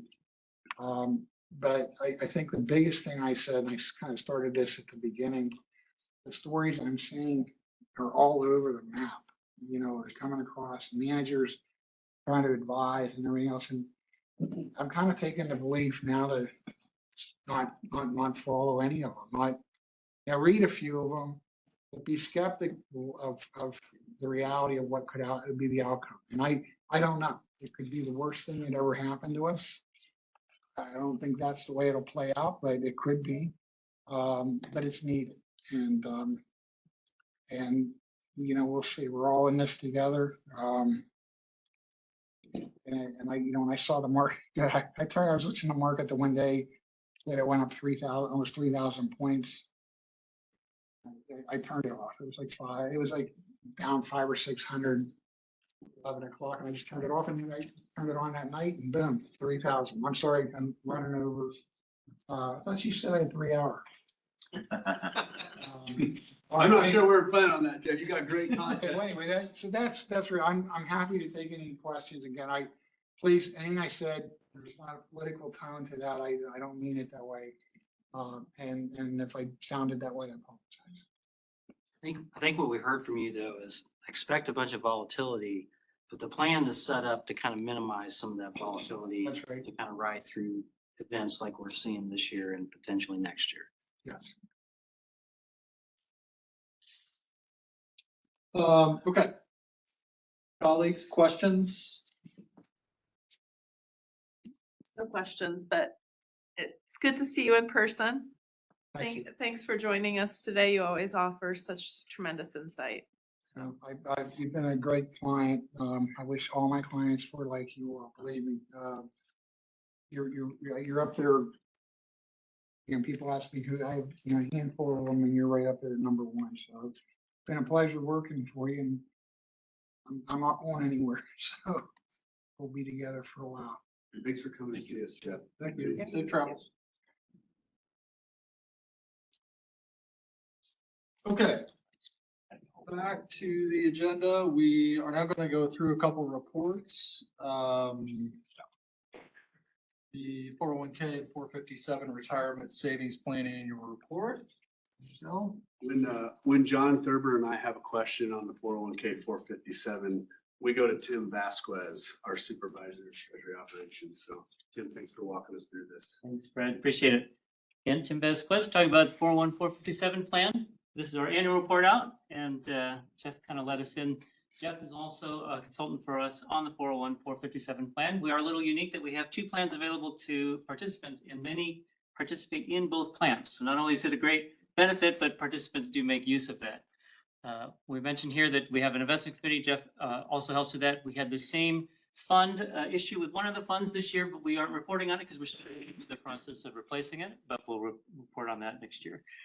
And this, B, we say, right on the precipice of $700 million. This is now the third time that I've gotten to publicly say that we crossed $700 million and then we're met with a market correction. So that was true to form. Let's have that be the last time that we do that.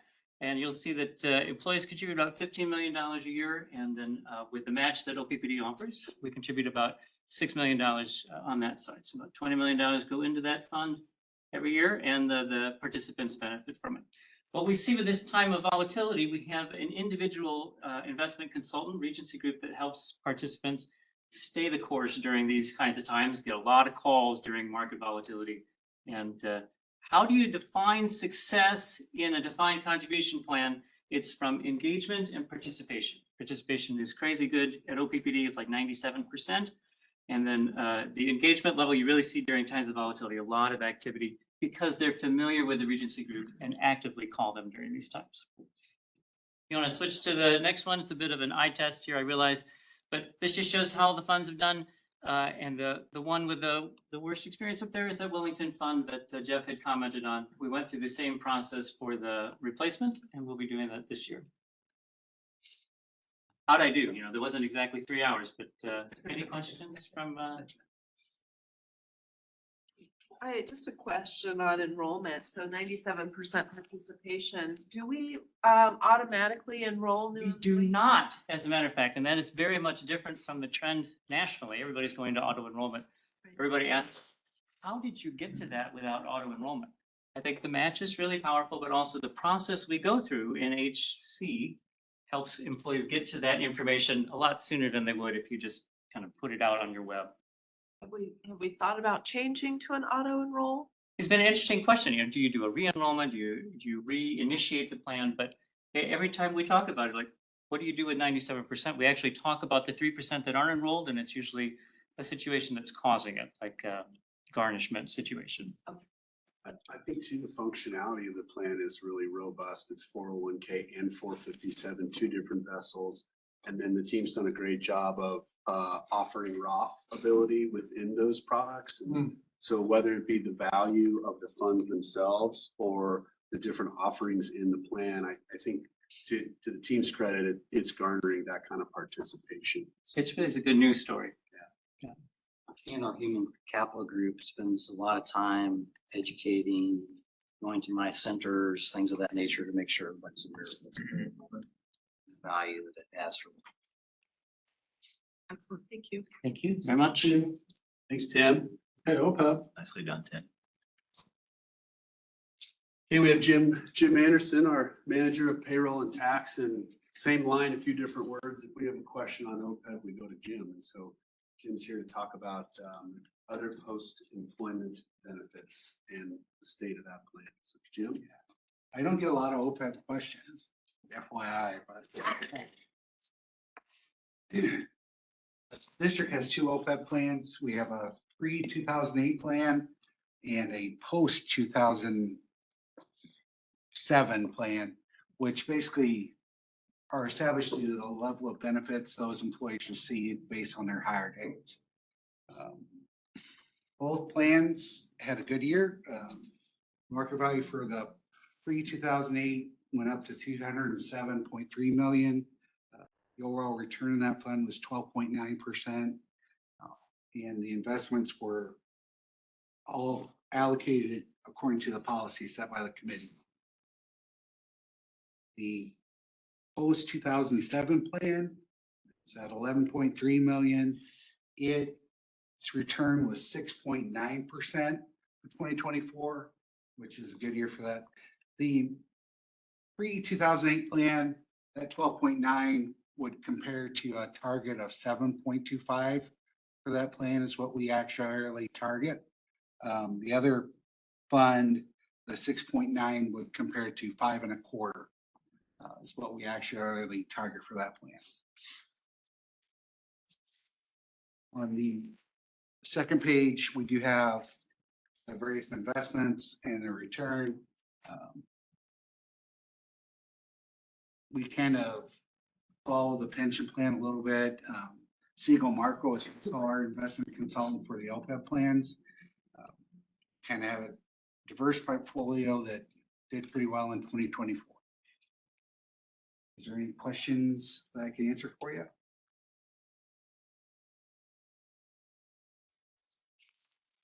Hearing none. Okay, thank you. Appreciate it.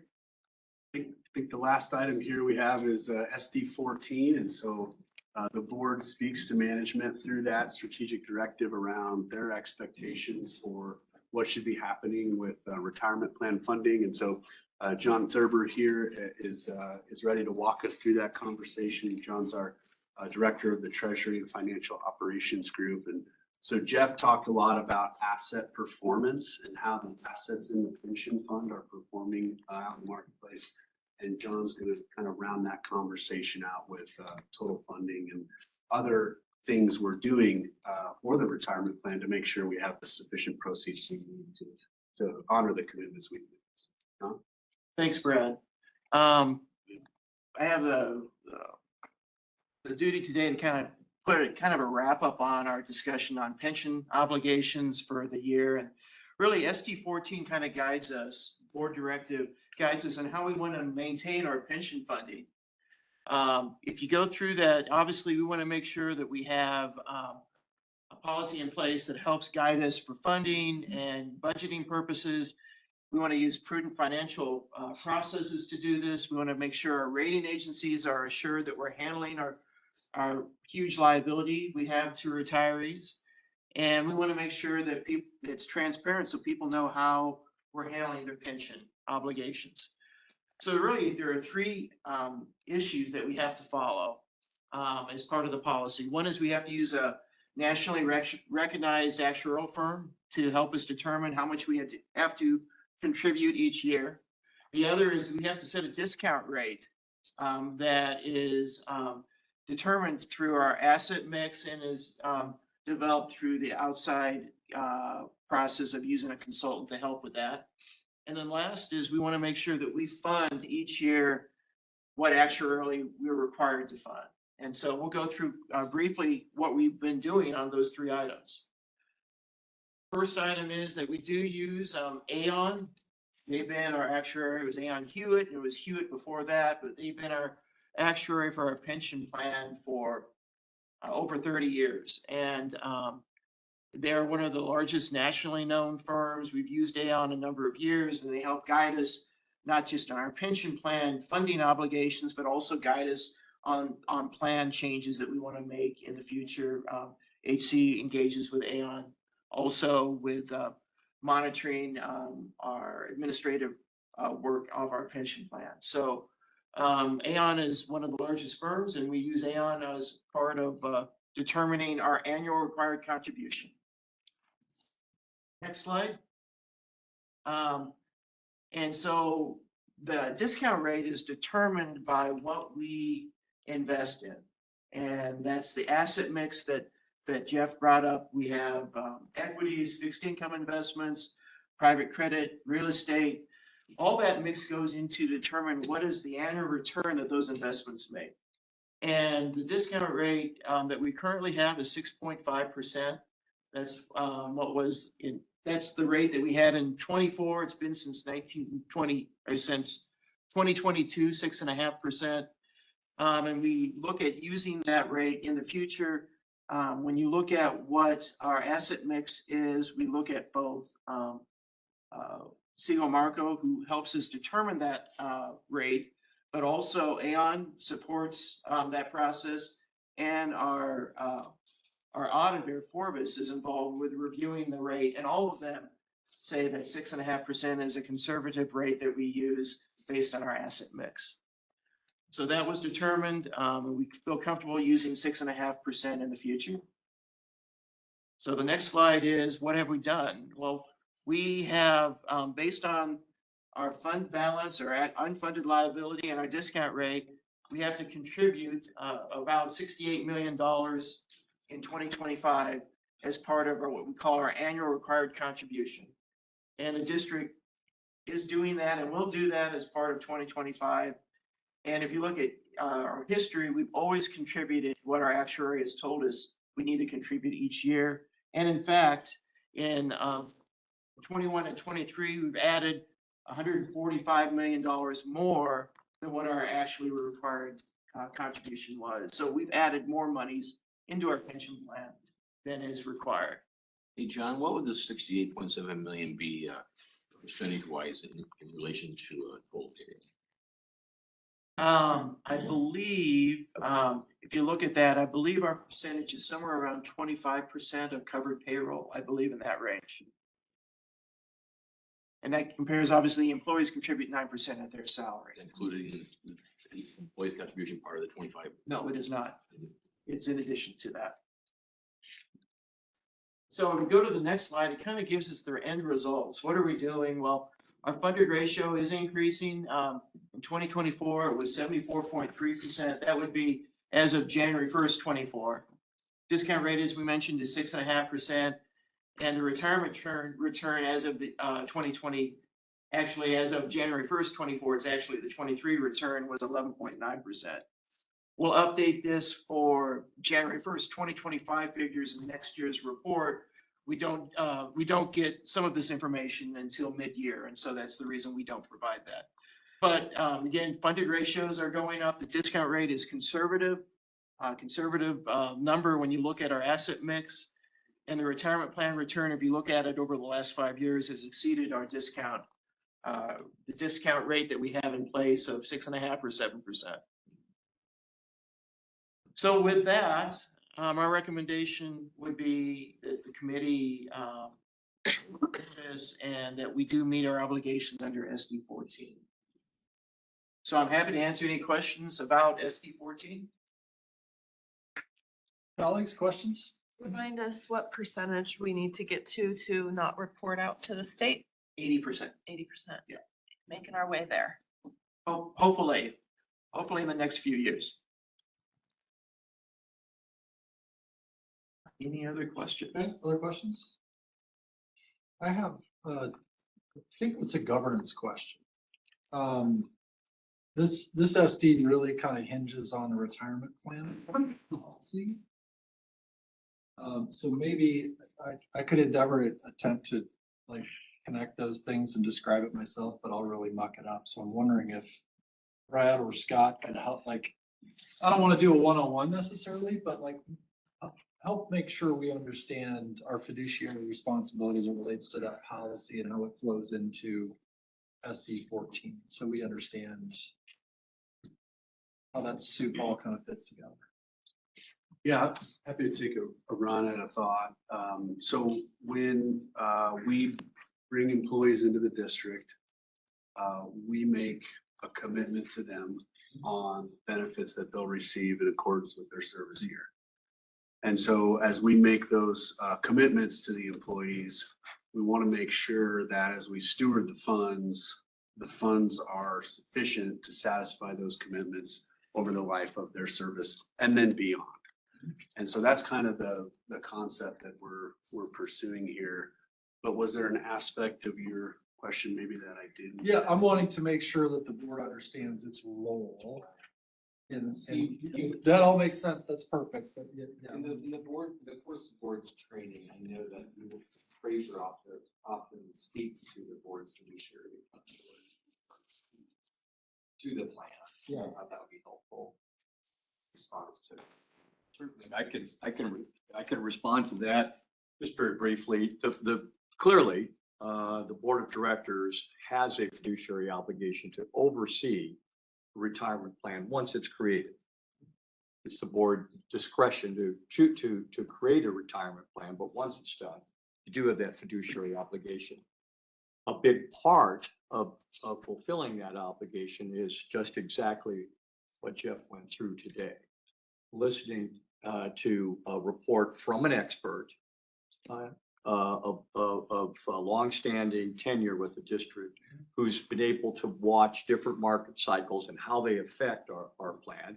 And also listening to reports from John Thurber, for example, on how the actuarial determinations are made, and asking the appropriate questions to assure that you're satisfied that the different kinds of obligations that are necessary to assure proper funding levels, accountability, and strong oversight are met. You're doing that right now by engaging in this process. And the policy reference is the board policy that if any changes were needed, that's something that would come before the board. Is that true? Okay, I thought so. Great. I wasn't fishing for anything. I just wanted to make sure that collective understanding. It's always good to do a refresh. So thank you for the explanation. You bet. That's what I was thinking. Okay, board colleagues, any other questions, comments before we move on to reflection?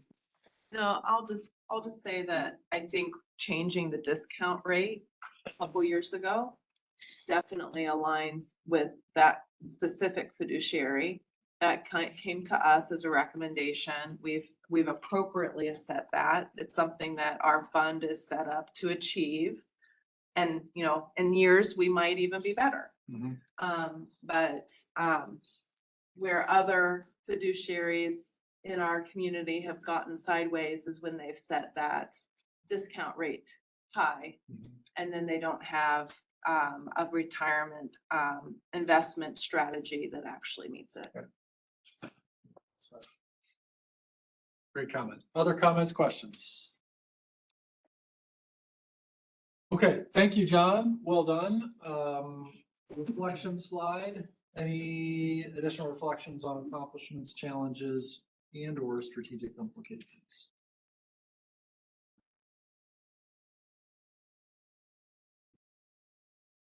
As is, I want to invite ELT to that question as well. I don't know if we've anything else. I think the board's good, but We feel very comfortable with the subject matter and our ability to speak to the finance committee if they were. Yeah, thank you.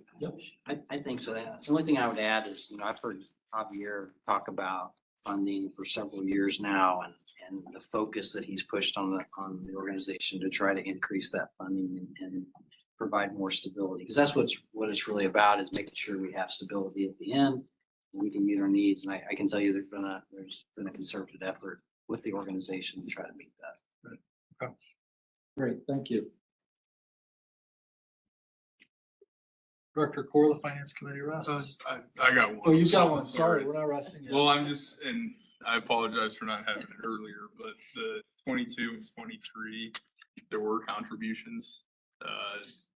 Any concerns with not and belt tightening, things like that? Yeah, maybe clarification, was your comment more around the ARC, which is our actuarial required contributions, or maybe some of the elective contributions? Second. So we ran into a situation the last few years, just to level the room, around some of our sales for whatever reason, weather, more customers, whatever the case may have been, resulted in us potentially over collecting some of those proceeds for the year. And so when that happens, we take a look at our liabilities for the organization, some long-term, some immediate. And we put those monies in some of those areas that ultimately our customer owner collections are going to have to solve at some point. And so we put a little bit in the rate stabilization fund. We've talked about how that has grown and how important that's been. We also made some of those contributions, as you know, Chair Core, into the retirement fund to reduce that long-term liability that the organization currently is trying to manage. And so no major concerns with those decisions in hindsight. And I think if we were run into a similar situation, which we don't expect, but if we were to, we would probably do some of those similar things. not being able to do that currently isn't a concern though, as well. Correct, it is not a concern. We'll still make the annual required contribution. Thank you. Yep, thank you for the question. I think just a point of clarification, though, the 2021 additional contribution came from our decommissioning and benefits reserve account that we had already funded previously and were holding for contingency on Fort Calhoun decommissioning. When we did get to a point where we knew we weren't going to need that. So this was the other place that those monies could be used. Excellent memory. Thank you. Good? Good, thank Okay, you. back to you. All right, thank you. That is what we had for the first half of the day. With things going a little long, let's be back at 12:45. So we have a little bit break here. Hold on. It's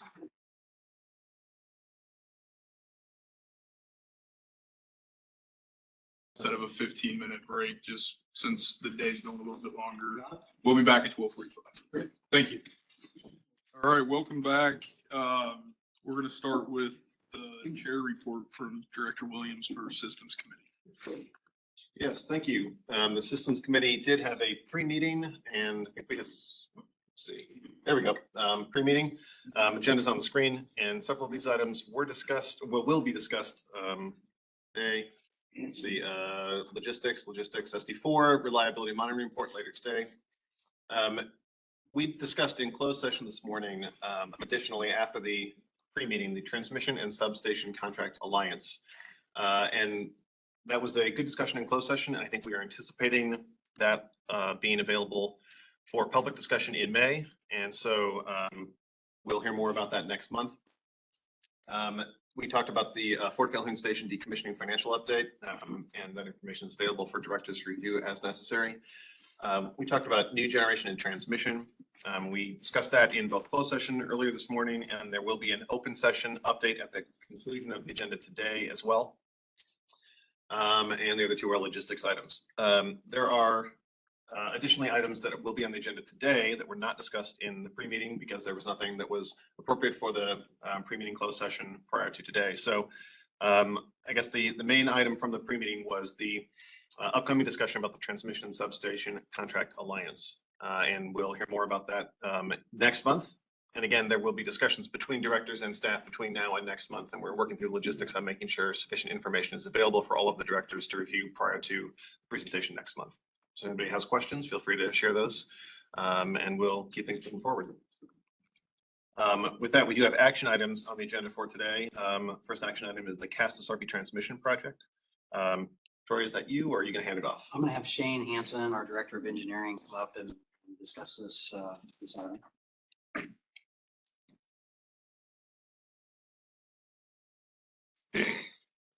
All right, good afternoon. Thanks, Troy. Shane Hansen, Director of Energy Delivery Engineering, here to talk about this CASTA-SARPI transmission project.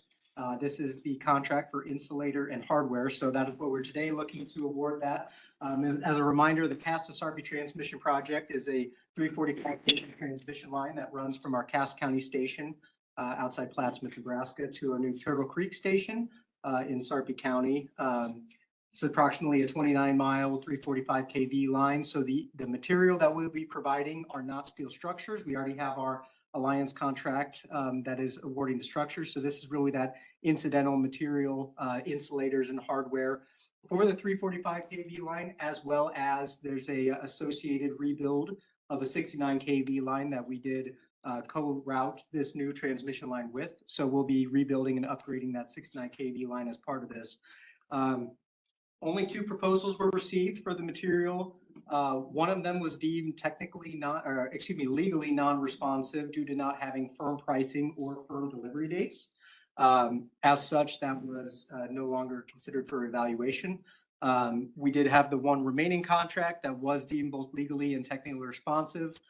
Just as the general rule, the engineer's estimate for this was 2.1 million. And the proposal received from Wesco was evaluated to be both legally, technically responsive and the lowest and best bid at 2.3, roughly $2.4 million. So again, that kind of continues to showcase the volatility we're seeing in the market. Only having two bids for a project of this magnitude is pretty unique and continues to kind of showcase what we're trying to accomplish by the volatility. So ultimately, that's what we're here today, is to recommend the award for Wesco for the board's consideration. We have good working experience with Wesco. Our last major material and hardware contract like this was for Power with Purpose for all of our transmission material. That also went to Wesco when we did that in a competitive fashion back for Power with Purpose. So any questions I can answer for you? One point of clarification, in the chair report, I mentioned the Transmission Substation Alliance, and then you said that this does not include steel because we already have an alliance for that. So that is a previously existing different alliance contract, not the one that is yet to be discussed in the previous. Correct. Yes. Thank you for that clarification. Just making sure that we're not acting on something that has not yet been considered by the board. Very, very good clarification. Thank you. Great. Anybody else have any more technical clarifications, concerns, comments? Okay. Seems like we're all good to go. I'm glad to have this ready. Glad we're working with someone we're familiar with. Awesome. Thank you. Next action item for approval is the Sarpy County 3 exhaust silencer baffle replacement contract award. Yep, Mr. Edom, he's our Director of Engineering for the production side of the business. Okay, good afternoon. So just to level set, Sarpy County Station Unit 3 is a simple cycle dual fuel combustion turbine that provides about 107 megawatts to our credited capacity year round. The existing stack has a 20-year service life and is original equipment that was installed in 1996. So it is beyond its expected service life. Aaron, can you go to the next slide, please? There should be a picture. Yeah, thank you. So on the left is the exterior view of the stack, and then internal are the panels, a picture of the panels that we plan to replace. Sarpy County exhaust stack does have a special design. There are two sizes of panels. This is to help in reducing the noise emitted from the machine. Two of the panels are about 3.5 foot thick by 49 feet long. And then there are three smaller ones that are about 5 inches thick and 8.5 feet long. We plan to replace all 5 sets. We have done inspections and determined that there is normal degradation expected from thermal cycling, turning the unit off and on. So you can see that in the picture on the right-hand side. That degradation shows the waviness in the panels, and the one where the flashlight beam is focused on, that part of the silencer has started to pull away. So that's the main concern that we have. Industry experience indicates that type of degradation can pose a safety risk, so it can eject some of those pieces, or the silencer panel can fail and restrict unit operation. So again, we do intend to replace all 5 panels to keep that unit running safely and efficiently. As part of the statutory sealed bid process, we did receive 4 bids. All were determined to be technically non-responsive, and 2 were determined to be legally non-responsive. So therefore, we are requesting to reject all bids and receive authorization from the board to enter into a negotiated contract for the design, fabrication, delivery, and installation of these stack silencer panels. Any questions? Is there a common reason why they were all technically unresponsive? Similar things? No, there were, so just summarize, some of them, not all of the costs were included. Some did not do the base bid, but only had an upgrade material.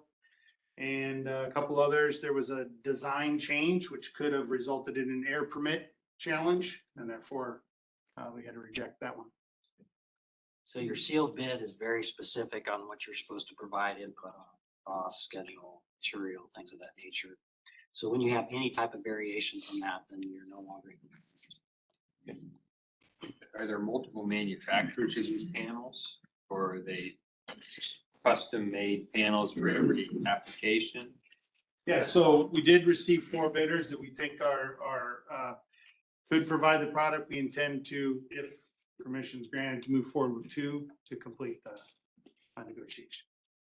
Are they custom made? That's what he was asking. Like, do they? So, yeah, so we'll be able to provide the drawings to fabricate what's needed. So 4 bidders, do we have experience with any or all of the bidders? We do have experience with 2 of them for sure. Sounds good.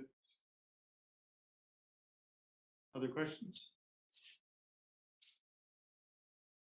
And you had mentioned this, but I just want to highlight again, like so the current panels are well beyond the normal lifespan that you'd expect. So we've extracted all the value we can out of the silencers that have been in place for many years. So one more question. Once awarded and they're prepared to do the repair, obviously the unit has to come offline throughout the repair process. Correct. How long is that expected to take? How long would the unit be off? Yeah, good question. I think, so you are correct. We will have to take the unit offline. We will plan for that with SPP to make it a planned outage. I think it's 45 days or so, but I don't have the exact number. I can get that for you. 6 weeks. Sorry, I've got a ace in the hole. 6 weeks. 6 weeks. Will you be doing other maintenance on the unit during that same time period? We will conduct a normal unit outage and get whatever maintenance that we can done at that time. Yes. That's pretty normal if we have a large capital project that we try to work around that and whatever is the bounding or critical path, we try to manage within that. I assume from the name that this is generally a noise reduction thing, but I'm wondering, since you mentioned that one of the suppliers or one of the bidders solution may have challenged an air permit, if there is an opportunity to reduce any emissions with anything added during this replacement process to make these units even more environmentally friendly? No, this will only replace the baffles to allow proper flow and operating conditions for the unit as well as reduced noise. So because that could change the flow of the exhaust, that's where it would have been a challenge to the air permit. So no, that we are not going to be able to improve the environmental sensitivity. It's just for the operating and the noise for the unit. Okay. Yeah. Questions? The only thing I'll add to it, it's really important for us to inspect and understand the extent of conditions. If you don't fix this and you run the unit, debris actually flies out the stack and can be a safety risk. So it's really important for us to address these when we start to see communication. So are we operating it right now, knowing that that's? Okay. So Troy alluded to, when you may recall a couple of years ago, Cass County Station Units 1 and 2, they had similar conditions where they were further degraded and we did put a screen over the top. So that would be our next step, is if we were concerned about some of these detaching, so we could do that. But obviously replacing restores the unit to full operational status and resolving those issues. I guess the point is we're keeping an eye on this, and if it starts to look like such, it would detach, we would take that next step. Yeah. I just think it's important to know that, it's not just for sound, but there's a safety aspect as we think about, replacing these. Is there a decibel limit you can operate these units at? Not for this location, no. We do have readings. But there is not a limit that I'm aware of.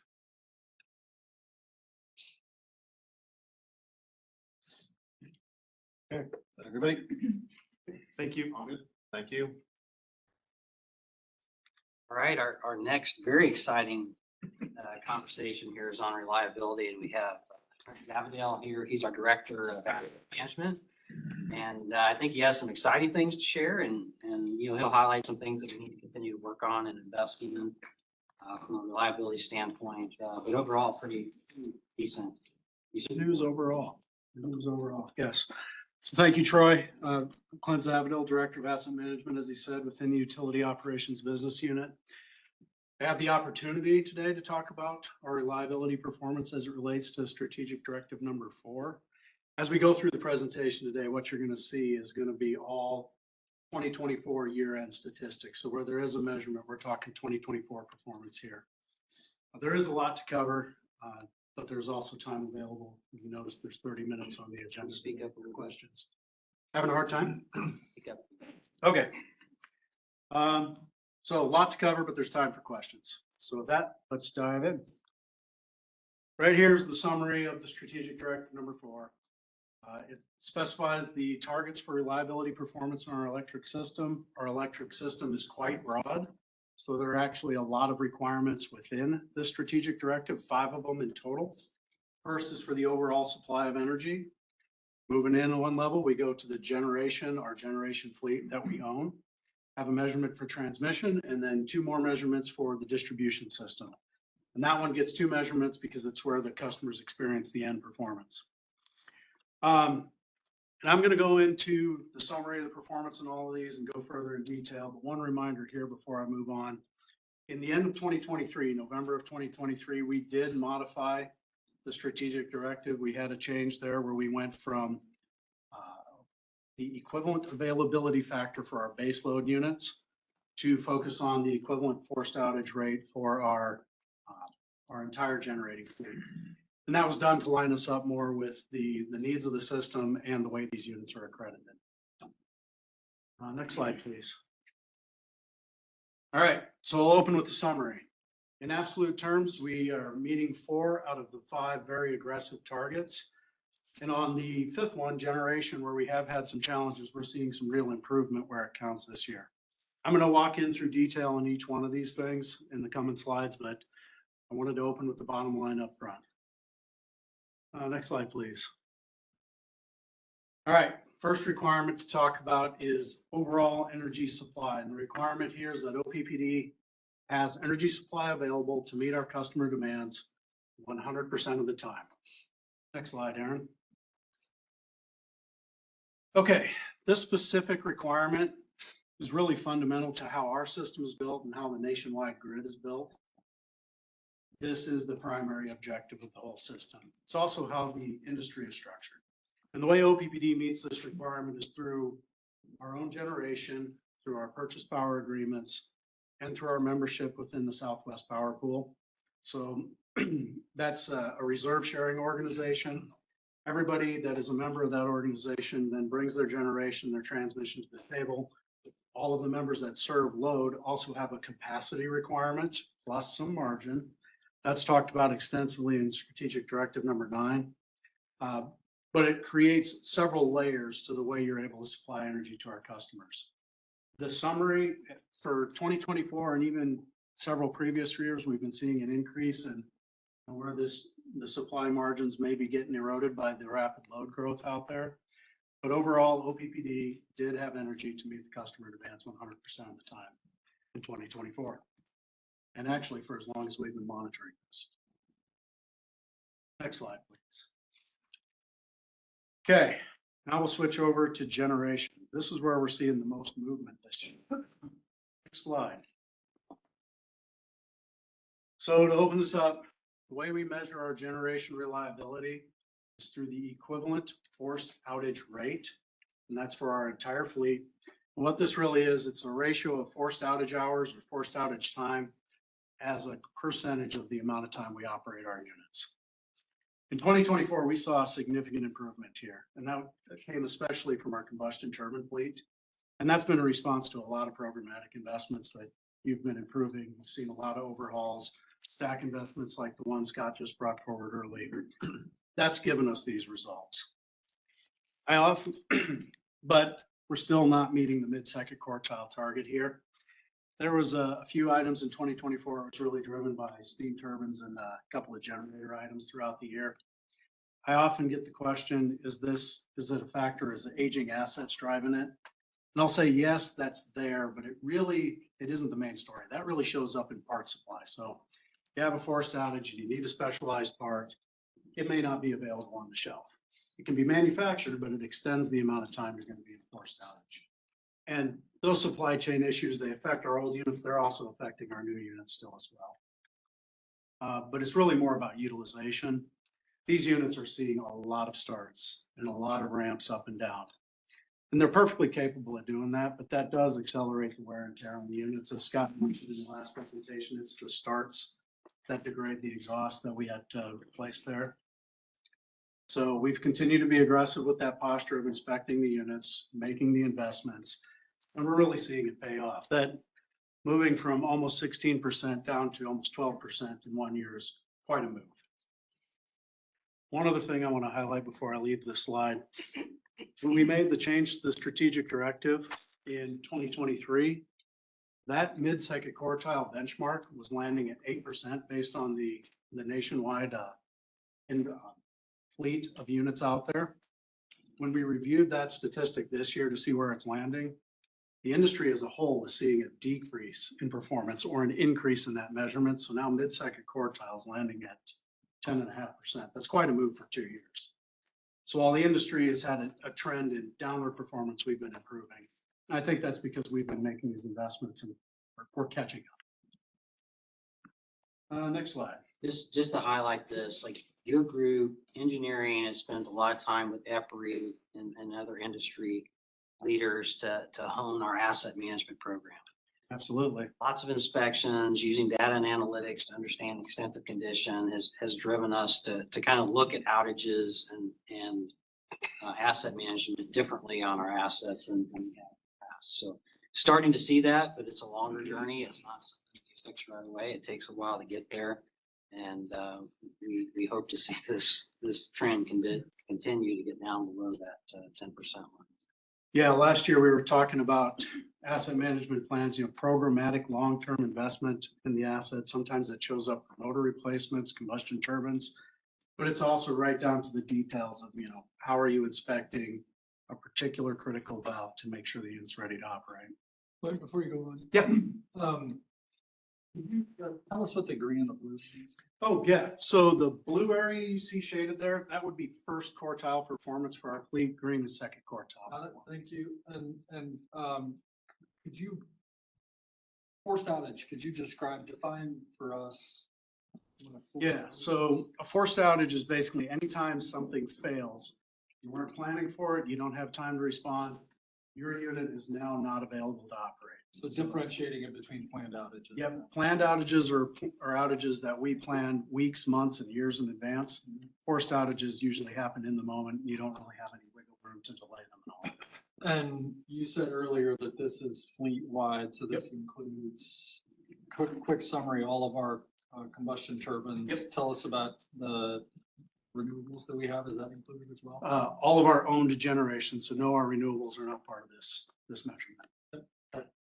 And we don't necessarily have the reporting or insight into those older contracts. They've been around for a while. At the time that they were signed, I don't think there was a lot of focus on what does forced outage rate look like on a wind turbine. Now they do. All of our new contracts that Brad's team is putting into play has some level of reporting related to performance. So, in the future, we might be able to add some of that to this conversation. Well, we don't have agency, right? We don't own them. And there's not in the same way that we do. Yeah. No, but it still matters. Like our fleet as a whole is used to meet the needs of our customers. And so having good insight into how different performance is, we don't see the cost of those, right? We only pay for megawatts that are produced, but it does matter for the overall life. Sure. Yeah, I was just differentiating between the extent to which we are responsible for owning and maintaining for sure. All right, before you move, any projection on how bringing on Turtle Creek and Standing Bear will change these numbers? Yeah, so I maybe you'll speak to this. Initially, the first couple of years, first year and a half to 2 years of a new asset, you have a lot of unexpected little things that you have to deal with. So I would expect a little bit of negative pressure, while those kinks are being worked out. And what you see from peaking facilities, because they don't run as often as the others, any outage you have gets amplified by the way the calculation works. So I think that's important for folks to know. A full unit that may run quite a bit won't be nearly as sensitive to a single outage as a peaking facility, which, you want them to run when they're required. Right? So part of the calculation that the Southwest Power Pools move towards, it makes sense for us to mimic it. Yeah, we working with Brad's team on the planning for those. We do anticipate some upward pressure there, but also targeting the rest of the fleet drawn down. So on balance, it's going to be tough, but we expect to have some challenges to work through there. I think the flip side too, just to highlight, is the new units do have dual fuel. which fuel limitations sometimes do impact our outage rate of Cass County, for instance, currently. Sarpy not so much because it's dual fuel capability. But the nice planning that we've done to have 2 fuel sources should help kind of level that out for those units too. Yeah, there is not a lot, I won't say a super large, but there is a meaningful percentage of no fuel outages that are driving our overall metric here that you're seeing. So, Sorry, I guess we have questions. Any hypothesis on why the benchmark went up? I think the rest of the industry is seeing some of the pressures that we are with the number of starts on the units. And if you can think, these units are starts based, so the next overhaul is due when you've hit a certain number of starts. Well, we've seen 3 times as many starts now as we did just 5 to 7 years ago. We're not the only ones experiencing that, so I think it's compressing it and it's challenging all the units. I honestly feel like we were challenged a little earlier than some of the other utilities, so we've worked through some of those items and gotten through. Any others? Okay, next slide, please. All right, so talked a lot about the generation environment being challenging, but I do want to also highlight some good news that's happening on our generation fleet. We've been making those systematic investments that Troy's been talking about, enhancing our inspection programs, and we're seeing an improvement. I know there's a lot going on in this slide. I'll walk you through it. The top left, what you're seeing, those gray bars, that's a trend of resource advisory alerts issued by the Southwest Power Pool. This is anytime there's a potential challenge to having enough generation, they're trying to highlight to the industry and to their members that we need to have reliable units ready to operate those days. Over the past 7 years here, we're seeing those going up by a factor of 5, 6, 10x. They're up significantly. The lower right chart is in the orange, you're looking at starts. That's the total number of unit starts across our fleet, and the purple line is the starting reliability. And I know it's impossible to see from that distance what the actual detail here, but on the far right, 2024, we had the most starts that we've ever had across our fleet, and we had the highest starting reliability we've ever had across our fleet. So while we're seeing records set within SPP, OPPD has been setting some records as well.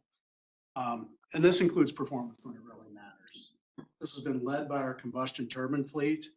And last winter, when we went through the cold spells that we had, other than the challenges with freezing on the Missouri River and having water available for our steam units, our units really performed well, especially when you compare to how they were just a few years ago. It really is a highlight for us. I want to highlight something there. So you talked about the Southwest Power Pool events and how they're growing and the concern for reliability. You also talked about how these units are being dispatched, started and stopped more frequently. I think when we had this conversation, you and I were going over this deck, you also mentioned, however, we're not necessarily producing more megawatts. It's the on and off, the frequency of on and off that's really changed for these assets. If you look at that ramp sort of in the latter half, we are starting our units about 3 times as much as we used to, even in recent history. Over that same time period, our total megawatts generated by our own fleet is down about 60%. Yeah. So putting those together, do we have numbers about the duration of run after a start? We do. I don't have them available at my fingertips, but you see a lot of very quick runs, 2 and 3 hour. Yeah. Interestingly, yesterday we had a run at midnight for 1 hour on one unit at Sarpy County. So, I mean, is that something that we consider proprietary, or is that additional information that could be made available during a future report to kind of just continue to understand this trend line that we're seeing of more starts, fewer hours? Just I mean, because we're talking about it now, but I mean, that might be a helpful indicator in the future. That's I mean, we can provide the board. We do need to be cautious on how much information because most people wouldn't have that access to that, but we can definitely talk about it. Yeah. Systems or something of that nature, if that's helpful. Yeah, whatever is not proprietary information, absolutely. Yeah. Yep. And why the significant uptick in the number of starts? Well, we have a smaller base load fleet, and really what our fleet is doing is managing the difference between the system load and how much is being there by variable energy resources. So the spread between those lines varies quite a bit. And to make that up, you start units and then stop them when the load goes away or the generation comes back in. You have wind, a different part of the footprint specifically that has different patterns, so you get quite wild swings in the amount of production of those facilities. Yep. I'll just say this is commendable. I mean, the most number of starts with the highest reliability. Yeah. Excellent job. I'm curious of, like, what are some of the things that you have done over the last 3 years to really be able to make a significant improvement on that reliability number while the starts really stay high? Yeah, I would point to three things. The first is just inspection programs where we're going out inspecting that stack that Scott brought up, for example, but detailed inspections across all of our equipment. The second thing I would call the light is being intentional about the investment. You all have sat in this room and had to approve numerous turbine overhauls, whether it's parts or, whole turbine refurbishments, major investment in the units in that way. And the third is a corrective action program. So when we have a start failure, no matter how simple, it does get a review for what was the cause. Sometimes it's just an engineer and Scott Edam's team that's looking to understand that cause and then try to drive it out for that unit and for all the units. So that kind of rigor and everything is your opportunity not to have it repeat itself. Yeah, very good. Thank you. Okay. Next slide, please. All right, here we've talked about how we source the energy. Now we're going to talk about how we're delivering it to the public. Before I move in, and you go back a slide, Aaron. Usually it is just a transition slide, but I do want to highlight what's going on in that picture there. What you're looking at is a drone picture of the staging area just south of here at the Baxter Arena for a July storm this year. Last year. Sorry, yes, within the last year, 2024, July. Storms were quite a part of the narrative of the delivery system for the coming year. It's going to show up over and over again. I want to highlight that was part of the response, but we had several to talk about. All right, now we're ready now. So the first up is probably the most standard measurement of reliability for the customers, and that is the System Average Interruption Duration Index, SAIDI. This is the average length of outage experienced by all of our customers across the system in the year. In 2024, you do see an uptick in this measurement, but still within the aggressive first quartile target. And there are two drivers to that. Storms. While this measurement is an industry standard that's set up to correct for major events like storms that we've experienced, it doesn't correct for all of that. And some of that effect is showing up in the measurement you're seeing here. It accounts for about half of the upward movement you're seeing. The other half is just sharpening the calculation. There's an engineer within our operations group that dove deep into the way this calculation is being prepared and the details of it, made it both more precise and more accurate. That's the other half of the jump we're seeing here. We're happy to have better data, but it does push the measurement up. And that will continue to be more accurate with AMI. Yep. In the future. Well, when we see that figure of, say 90 or 86. Yep. Is that, we have a number of outages, let's face it, that go days. Other ones go for 5 minutes. Mhm. Do we have 50% above, 50% below, or is that the actual?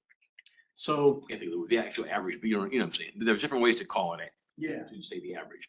So this is the average of all the outages more than 5 minutes long. So when it's less than 5 minutes, we call that a momentary interruption. This also it does use that statistical correction for major event days. So looking at the most recent storm in 2025, there were 3 days that were excluded from what would be this statistic that you'll see next year, but we were in restoration from that event for over 7 days. So it's an average, and it's an average of the non-major days. If you expand it, It's an industry average because it normalizes. different systems see different storms, hurricanes, tornadoes, things of that nature. It's a way to try to standardize the view. Yeah, you need something to standardize for how your system is performing. Otherwise, all you would see is the weather events. Yep. Can you remind us the blue on this one is 90? That's all first quartile. I didn't include the green, which is second quartile. And does that change annually? Is our metric is based on quartile and that number is changing annually or not? We review it annually. We usually don't see any more than 1 or 2 minutes of deviation, so we don't bother to adjust the 90-minute overall target. Thanks. Yep. One other item I wanted to highlight on here, we got really close to the line this year. And I'll say, but for the prior year's investment in vegetation management and some programs like pole and cable replacement, we likely would have been over the target for this year. All right, next slide, please, Aaron. All right, the other measurement for distribution performance is the SAFE, System Average Interruption Frequency Index.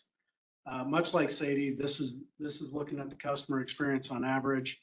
It follows the same pattern, number of interruptions, excuse me.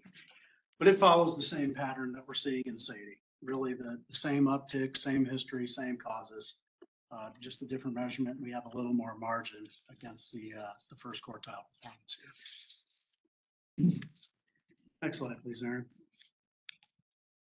All right, I've said storms a number of times. I want to give a little background on what happened in 2024. 2022 and 23, we had minimal events. It was quiet.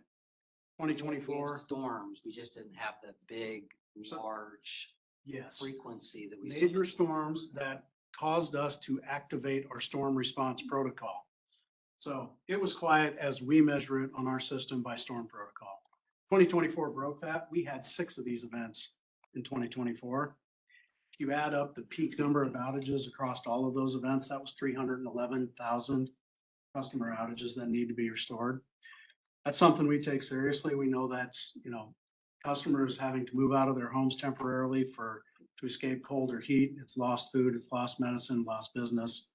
We fully recognize that. We don't want to go through all of this measurement today and not acknowledge it. Behind these storms, by far and away, most of that damage is to overhead lines. That's pretty obvious and for obvious reasons. And it's really hardest when when it hits I'll say the mature urban areas. So think backyard overhead lines that since they were installed, trees, sheds, fences, and houses have all grew up around them. That makes it hard to restore the power. It's harder to get to them. Takes longer to get people back online. This is an area where we're always looking to improve. We've enhanced our vegetation management. We did so even more coming into 2025 to try to clear the vegetation away from our lines. As we inspect our system and reinvest, we put in stronger poles, insulators, cross arms to try to gain margin here. And in addition to that, we have the systems weather hardening enterprise priority, where we're looking at, what are the programs and investments that'll most efficiently and effectively improve our performance on these extreme events. But it's likely to be a long-term challenge. This system that we have grew up over generations. Took decades to install and decades to get to this point. We have 6,000 miles of overhead lines to protect here. So it's going to be a long duration challenge for us. So just to hit on a couple things from a tree standpoint, we're investing more. We've added to the trimming. We also have a program that uses artificial intelligence and satellite photos to help us understand growth rates in different parts of our circuit. And when something gets to a stage that it looks like it's going to interfere, we're able to more readily adjust. And that's new, started last year, I think it was. Yeah, we started it up, and last year was the first year where we had a full system scan of data. And it uses satellite imagery to assess tree clearance to our lines. And it allows us to get, at first which circuits, but then more precise within circuits, where do you do the work? So, and yeah, we appreciate there was a significant increase in our vegetation management coming into 2025, almost 40%, to address issues just like this. And I think just to add to it, because there was always a question around, are you undergrounding? And we are generally undergrounding between 20 and 30 miles of overhead underground each year as part of our asset management program. When some of these overhead facilities become aged and they need to be replaced, our engineering and asset management team look at it and see how often are these areas interrupted by trees, And what would it take for us to underground those? Obviously, rural areas are much easier on stretches where you don't have a lot of infrastructure. Once you get into backyards and very tight metropolitan areas, it takes a little bit more effort to do the same thing. On that number 20 to 30 miles a year, that is undergrounding of existing wires out of the 6,000 that we already mentioned, or that's undergrounding of new wires? Existing. Existing. Thank you. Pretty much anything new that's going in, expansion is built underground. Yeah. Stuff that's accessible by the road, major backbone that might move maybe overhead, but for the most part, all underground anywhere we're in the neighborhoods. Okay. We're getting close. Next slide, please, Aaron. All right, the last measurement to cover for reliability is the transmission system. Here, the requirement of the directive is that we operate and maintain our system in accordance with NERC reliability standards. Next slide, please. So as part of the National Electric Grid, OPPD is subject to several regulations to ensure the reliability of the system. Those are set forth by NERC. That's the North American Electric Reliability Corporation. And within OPPD, we maintain compliance here through a robust set of internal controls, processes, and verification with self-certification audits and external audits. So across the transmission system, we know we have some aging infrastructure. You've heard of projects that have come forward to fund some of these rebuilds. But for the purposes of the strategic directive here today, we've had no material violations in this space in the past several years. Not aware of any, but I don't want to say that is the fact. I just know several years. Okay. Last slide, or second to last slide. So in summary, I'm really proud of the work we've done. We have 5 aggressive targets here. We are meeting 4 of those, and we're making progress on the last one, generation. Really close to meeting that target and improving while the rest of the industry seems to be going the opposite direction. So with that, I put forward to the board today for your consideration or recommendation to find that we're taking reasonable, appropriate steps to comply with SD4. And no more. I do probably need to hit something. So some of the new facilities that come in, you may have some 3-phase that start out overhead. Once it gets to the actual subdivisions, then it tends to go up. Yeah. Just a little bit of clarity there. Yeah, my comments, some of that backbone, the main stuff you see along the roadways that's easily accessible. That's what you're referring to, Troy.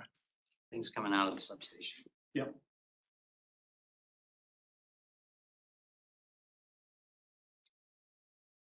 Any other questions?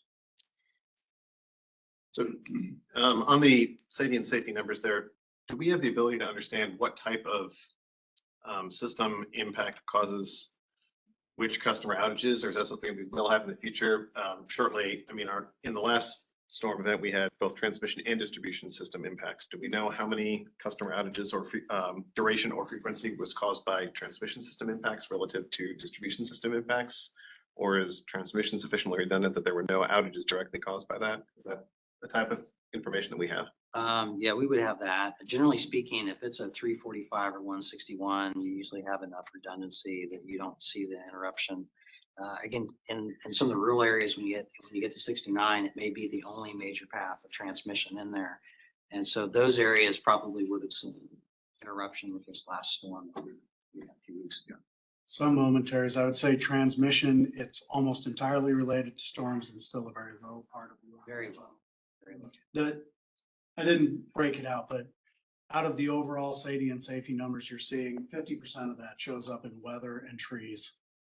On distribution. Yeah, on the distribution system. Transmission is almost an immeasurable portion of. Yeah, that's actually what I was getting at, was that the impacts that customers feel are almost always both in number and duration related to distribution side impacts, not transmission side impacts. Yep. I think it's a good point, but same thing with generation. Customers don't generally see when a generator fails. They don't generally see when the transmission fails, but if you have multiple failures at either time or at the wrong time of the year, then they would feel those. Yeah. So I guess softball at the end then. Have we made any changes into 2025 that will have positive impacts on the distribution system that will decrease this in the future? do we increase the budget number in any particular area that will help here? So in 2024, we saw a significant, every year since 2017, we've increased our investment in our, especially in our distribution, generation. We've started to add to transmission more now because of the time frame and the extent of condition that we're seeing with some of our inspections. So we've seen that increase. Off the top of my head, I think distribution for 2014 was 4 to 5 times what we would have spent in 2017 as an example in the district. 2025, as we reassess some of the financial constraints that we're working through, we haven't decided which things we're going to necessarily start to set back on, which things we will. That's something that we're working through the next few weeks with our FSBU group. But I would imagine that you'll still see strong investment in 2025, but maybe not to the same level you saw in 20. And it's sorry, into 26 relative to what we're currently doing. I guess what I'm going to do is vegetation management. We saw a large increase in spend into 2020. I see. Yeah. I was just going to call out the vegetation management piece. Troy may not have highlighted, but yes, there was a significant increase there in 2025. And from the previous question, since most of the impacts are from the distribution system, that should be leading to, again, not directly, but I mean, it is the type of action that would be necessary to protect against additional increases in safety and safety. It does. It does, particularly in storms, and also not part of the measurements is momentary outages where trees contact the line and cause lights to blink as well. So lots of performance gains. So a lot of the additional spend we had in tree trimming happened the first quarter of this year, where we brought in a whole lot of outside tree companies to do some trimming, and the circuits that they hit did pretty well in all the storms that we've seen this year. Compared to history, I think some of you saw the board comments come through. This is the first time in a while that maybe I wasn't interrupted on this particular circuit. So we are seeing some benefits from that. I'm just telling you, as we manage our budgets for 2024, there could be certain programs that we scale back on a little bit, cable replacement, maybe some overhead replacement. Tree trimming is one that we're still investing more in 2025 and likely 26 than we did in 24 and 23. Yeah, that's good. And I mean, just anecdotally, in the first quarter of this year before the storm, I personally just saw a bunch of tree trimming happening. I mean, before the storm. And so when the storm happened, I thought, oh, wow, this is great. We proactively allocated funding based on what we knew from the past, and it was effective at reducing outages for customers. Absolutely. So kudos to everybody who was involved in that recommendation and getting that funding in there and leading to positive outcomes. And we strategically look at that window because there's no leaves on the trees, and the trimming is much quicker, so they can trim a lot more in a shorter period of time during it. Anybody else? Anticipate this being on the agenda for vote on Thursday, and I guess we'll talk about whether this is consent or not later. That's it for the systems committee. Thanks very much. Appreciate it, Clint. And thank you, Troy, for additional information. Director Corp. Awesome. Thank you. And with that, is there anything that the directors would like pulled to board discussion action items for the agenda?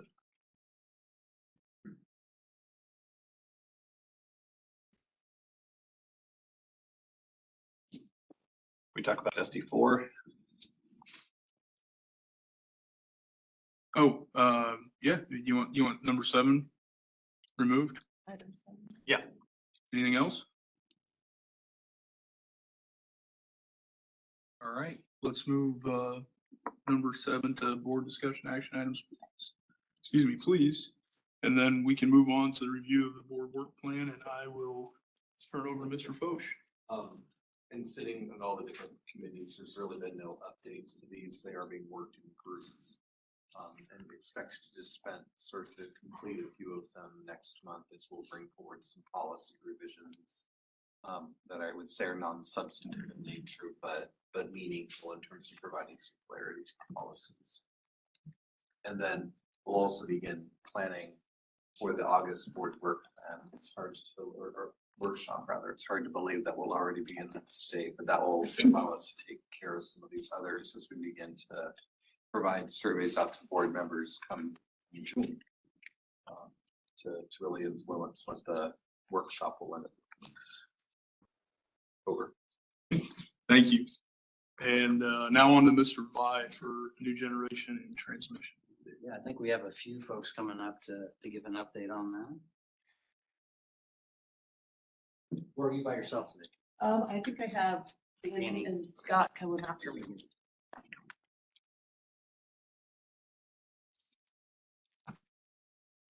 Hey, good afternoon. My name is Carol Wazak. I'm the manager of renewable energy resources. Today we're gonna cover bringing new stations online, and I'll cover renewable storage as well. And then Danny Ball will cover major projects, and Scott Edom will go over the North Omaha Station transition project. Next slide. So there are no major updates this quarter for bringing the new stations online. We continue to work through commissioning on these stations. Next slide. So for renewables and storage update, so updated on our Pierce County Energy Center. This is a 420 megawatt solar, 170 megawatt storage project that is in Pierce County, Nebraska, with NextEra as the developer. We have a unique partnership on this project with Google and OPPD. We are working through construction right now. It's starting in Q4, mainly focusing on site grading and clearing, as well as the county road construction and other site civil work. Right now, there are still, a couple contingent items with this contract related to the generation interconnection agreement, as well as the firm network transition service study. Next project is our K-Junction Solar Project. So I do have some updates on this. And we have been working through, we did acquire this project in 2023. It does have an executed generation interconnection agreement. And we were working through the county regulations with York County. On April 1st, they had passed restrictive regulations, but due to a procedural issue, the regulations were brought back in front of the county board this morning as a resolution. And this morning, they actually did not pass the restrictive regulations. So the regulations will be brought back and worked with the board, worked through to come up with a different resolution for the regulations. So we will continue working in York County on the regulations to try to have a balanced, more reasonable regulations to move forward with the K-Junction Solar Project. Those are the updates that I have for today. Any questions? We have teams spending a lot of time. I don't know if you want to speak to that at all, spending a lot of time in this part of the service territory. Yeah, I can. I welcome Brad, and Carol's got firsthand knowledge. I think Carol is one of a handful of folks that are now official part-time residents of York County. You probably know as many people out there as many of the people that live in York County.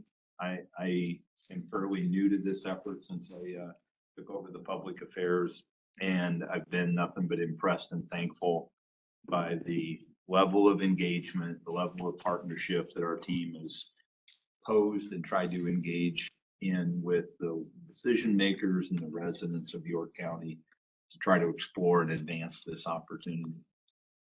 Yeah, a lot of times the board's interested in, who's doing what in the organization. So Carol's been a big part of this. Dustin Marvel has put thousands of miles on and countless hours behind the windshield, countless hours speaking to landowners and the county board out there. And all we're trying to get is a reasonable outcome.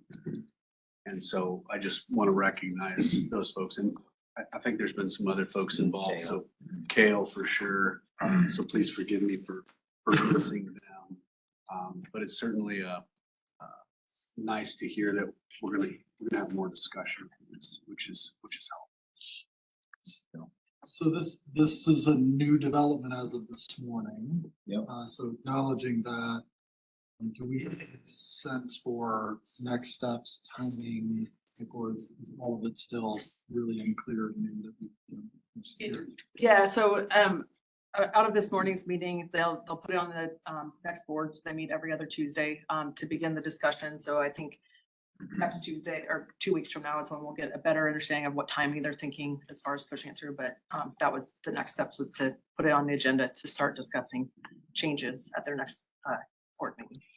We've been here before in this county and in others. And just as a reminder, planning and zoning has made their recommendation on the first, as is noted on the slide. The county board accepted it. And as of this morning, they have not accepted it. So the board has already made a recommendation. planning and zoning. At this point, the board will have to decide what they want to do. And the chair will play an important role in that, along with discussing with other board members. And so just kind of a refresher on where it's at and who's passing information which direction. So I hope that's. Okay. Thank you. Thank you. All right, good afternoon, everybody. Danny Bill, Senior Director of Major Projects. I get to talk to you a little bit today about some of the handoff work coming from our GSO team and moving into major projects. Really want to acknowledge a little bit that the major projects group is responsible for, kind of two halves of the work that we're doing here on some of these large expansion efforts, the generation space as well as the delivery space. I'm kind of breaking it into two different chunks. I'm going to talk a little bit about what we're doing in the generation area right now with the expansion of the near-term gen facilities and kind of the current progress of that, as well as to what's to come, and then do the same thing on the delivery side. Really on the new gen, we're in a great space right now. Really a great space in the market. Having secured our generators, having secured our EPC supplier, it's a space that other utilities slightly behind us maybe are envious of. So great work by our GSO team getting us into this first phase of EPC contracting. The final agreements were signed in January. We had kickoff meetings in late January with our Kiewit teams as well as our owner's engineer and the OPPD attendees in those meetings. It was a great kickoff meeting. Talked a lot about kind of what motivates and drives OPPD, what our major aspirations are with these new projects, and really setting the tone for what the overall engagement and partnership with Kiewit is going to look like. We've also had our alignment meeting between Kiewit, who's our EPC supplier, and Siemens, who is our technology supplier, the furnishing the combustion turbines. Great meeting, a lot of alignment on, kind of the gaps and overlaps between those two contracts and making sure that, there's good role clarity between those two different groups. And really we're moving in at fast and furious pace. We're already on site. A few things that since the time that this slide was prepared, a few things that we've accomplished. Veg clearing is complete on site. We got some areas for access road. It's a pretty minor piece of work, but again, trying to hit those target windows early in that migratory bird nesting season before they actually start their nesting, making sure that those things are out of the way. And grading has started on site. They started turning dirt last week with early installations of BMPs, mobilizing heavy equipment, starting on things like laydown yards. Some of the key wins really that we're implementing as part of the near-term gen work is really kind of incorporating a lot of the lessons learned from Power with Purpose. There's a lot of them to be learned. We've got the benefits of having that project so closely aligned, to what we're doing and the timing of, these expansions that we're doing at Turtle Creek and Cass County. And so bringing those alignments together, redlining of specs and higher expectations out of the accountability of our partners, whether it be construction material or otherwise, were some key lessons that we were able to learn there. We had a successful public outreach event that took place on 26th of February this year. Thanks to Director Core for attending that for the day. We spent the morning talking a lot with our elected officials, hearing some feedback, on the work that we've got going, really looking at what are some key points that they wanted to hear from OPPD and making sure that we're good neighbors in the community. Things like, what do our haul roads look like? What does road conditions look like? What do the permit processes look like and the timing of those things? Who are my main contacts? So very great discussion in that space. Likewise, we had a great outreach event later in the afternoon with some of the neighbors that live fairly close to the Cass County expansion area. And really the types of things you might expect from those neighbors as well. What are the sights and sounds and smells and lights and travel restrictions and other things that might impact them as being a neighbor to our facility. So overall, very successful event. Kind of on the permitting front, one thing to call out is we did reach technical completeness on the air permit, which is a good milestone. It basically means the end of really the questioning phase that we're going to get from our NDEE around the preparation of the permit. From this point forward, it's really just about developing the permit language itself. So it was a great milestone for us to achieve. Go ahead, Aaron. We'll jump to the next slide.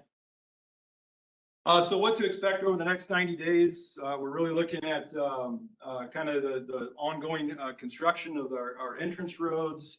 Really looking into, kind of the ongoing grading that's going to take place on site. There's a lot of mass grading required for both lay down areas as well as the new fuel oil storage tank area.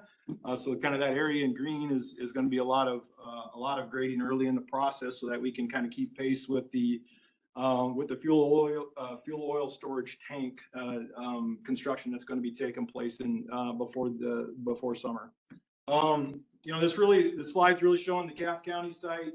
There is work happening on the Turtle Creek site too. A lot of due diligence and, geotechnical exploration, surveying, site assessments. They will transition around the July timeframe, going from, kind of the CODs of power with purpose efforts, and then moving into the actual grading, mobilization launch of the near-term gen, Turtle Creek 3 edition that's going to take place there at Turtle Creek. We threw a few health indicators on here.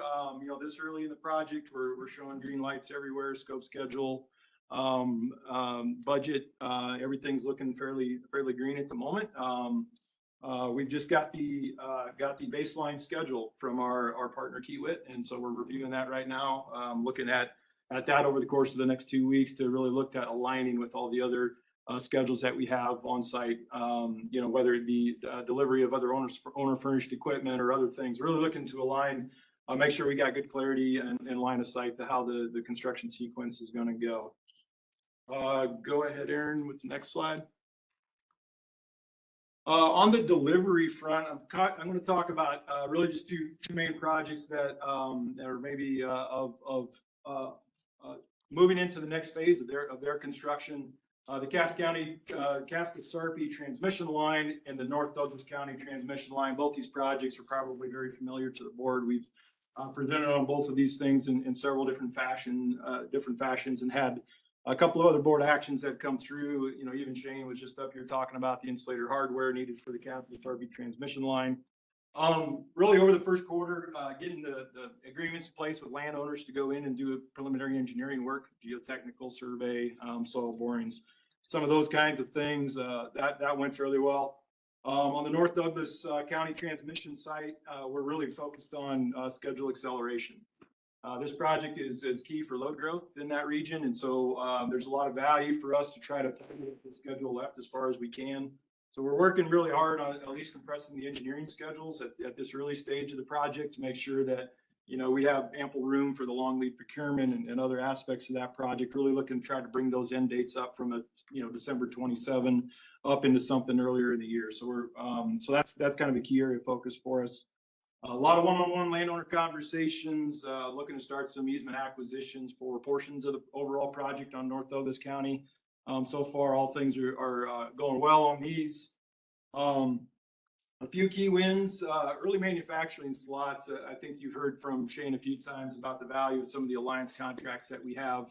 Here's another example yet where we have a couple of river crossing structures that take a little bit longer to fabricate. Being able to get in early on those production slots with the manufacturer and being able to nail down what we need when we need it early in the process allows us to kind of stay ahead of potential material delays.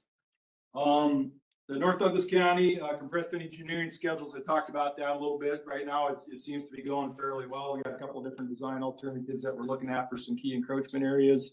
That's maybe a risk item we're working through on the project, but for now, we're still in a good space. Aaron, if you want to hit the next slide, please. From a 90-day outlook, really looking at starting we have started some of the veg clearing along portions of the Cass to Sarpy transmission line, really getting ahead of, again, the migratory bird season. Really trying to finalize detailed construction packages, so we'll be seeing more board packages come through for the construction work on the Cass to Sarpy transmission line, really targeting that May timeframe for that particular package. On North Douglas County, landowner conversations continue. This is kind of most of that work is a rebuild of an existing facility.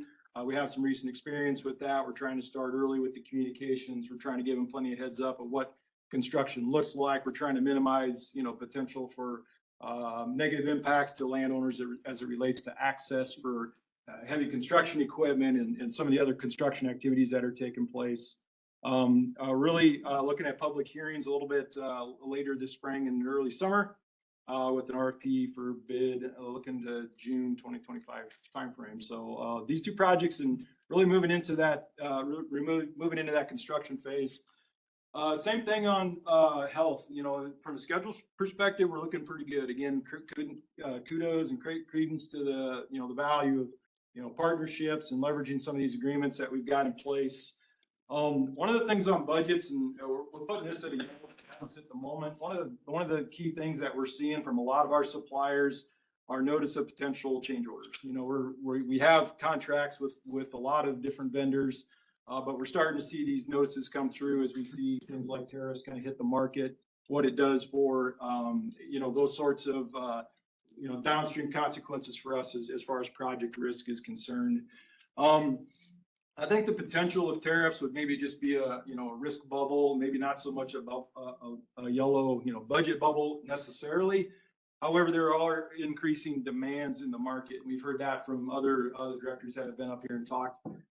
You know, supply chain is still constrained. We're still looking at some, you know, a lot of demand in that space. And we're starting to see certain commodities like steel, even with, you know, without the tariffs being in place, there's still the threat of it. It's increasing domestic demand, which is, you know, artificially driving pricing up. And so even as we're quoting some of our more real-time project materials, we're starting to see that translate into the actual purchasing of what we're doing. So we are seeing some cost changes already on the project, even without the tariffs in place, just because of increasing market demand for some of our higher use commodities like steel. Aaron, go ahead and jump to the next slide. I have a question. Yes, ma'am. On the Douglas County T-line, the public hearings planned for May and July, what's the objective of those? Public hearings are a statutorily required step for all of our easement acquisition processes. So anytime we have more than 10 easements that we need to get on a project, it requires us to go through the public hearing process. And so there's a few requirements that we have to have in place. We got to, you know, provide a notice. We have to identify, you know, the size of the easement that we're going to be needing in those circumstances.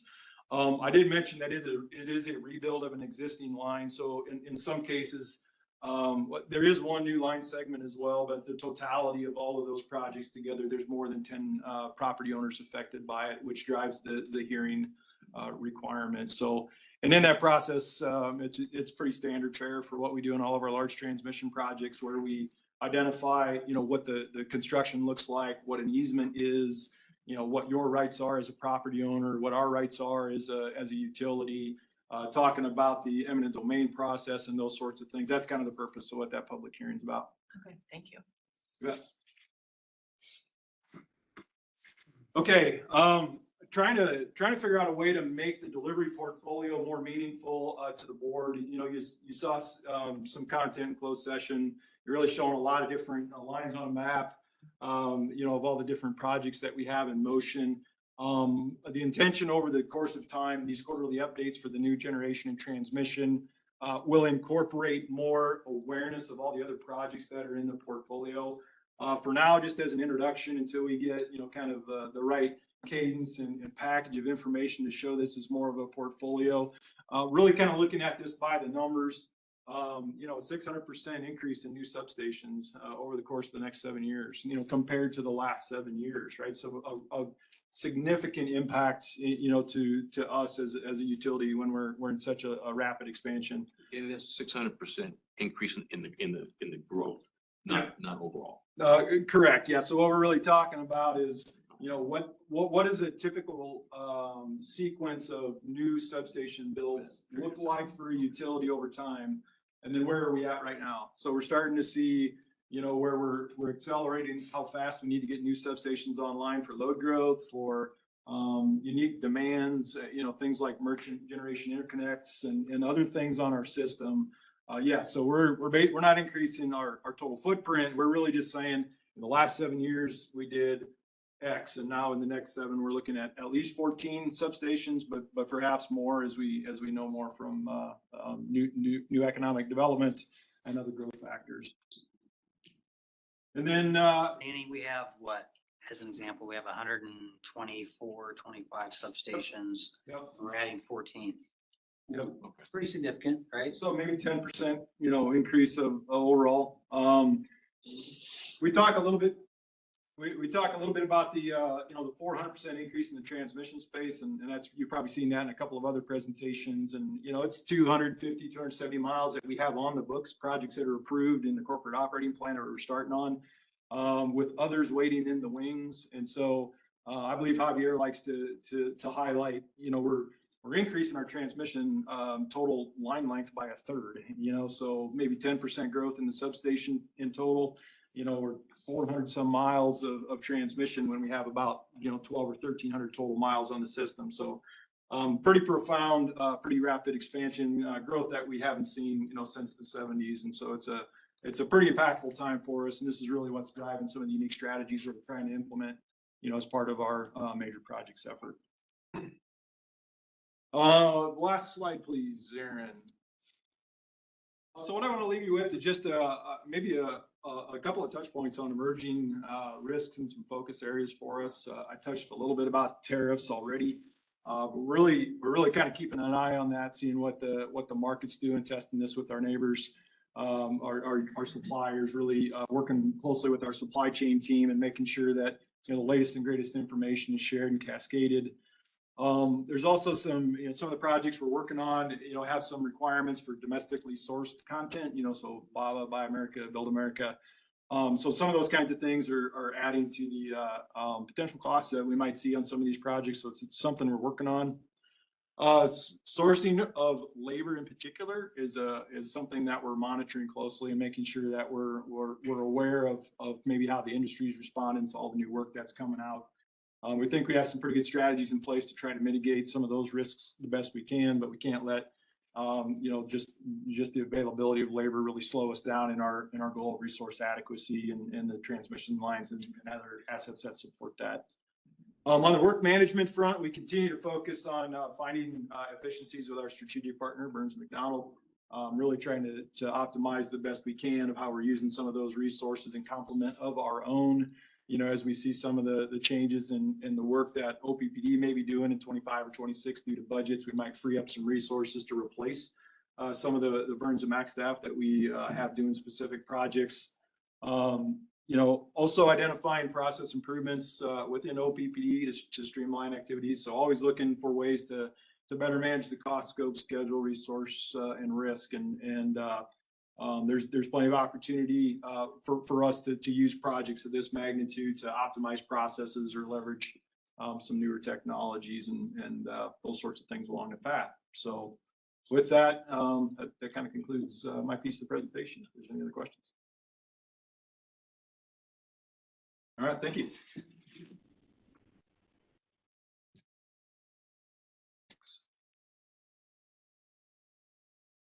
Okay, again, Scott Edom, Director of Engineering Services, the energy production side of utility ops. I'm going to give a quick update on one of the major pivotal projects for the North Omaha Station transition.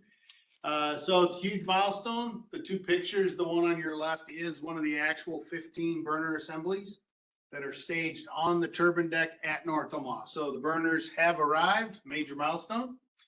The picture on the lower right-hand side is the business end of the burner. So that's what will point into the boiler and allow the combustion of the natural gas once we upgrade. So yeah, parts are here. Major step. Next slide, please. So I'll talk through a few of the milestones here. So you'll see later on this year a sealed bid request for award of the labor and minor materials for installation of those burners on Unit 5. As Danny alluded to, right, we're very cognizant of the risk with respect to that labor resource and sourcing. So we are starting earlier than we would normally for a major generation project. Normally that's 6 to 8 months in advance. So we're going a full year out plus to make sure that we try to address that risk with respect to labor. So you will see that later this year.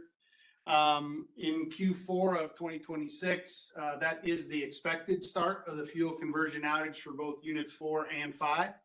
That is on track with our internal planning, right? We're still going to do a lot of other work to ensure reliability and operation of the units. Unit 4 will require a controls upgrade.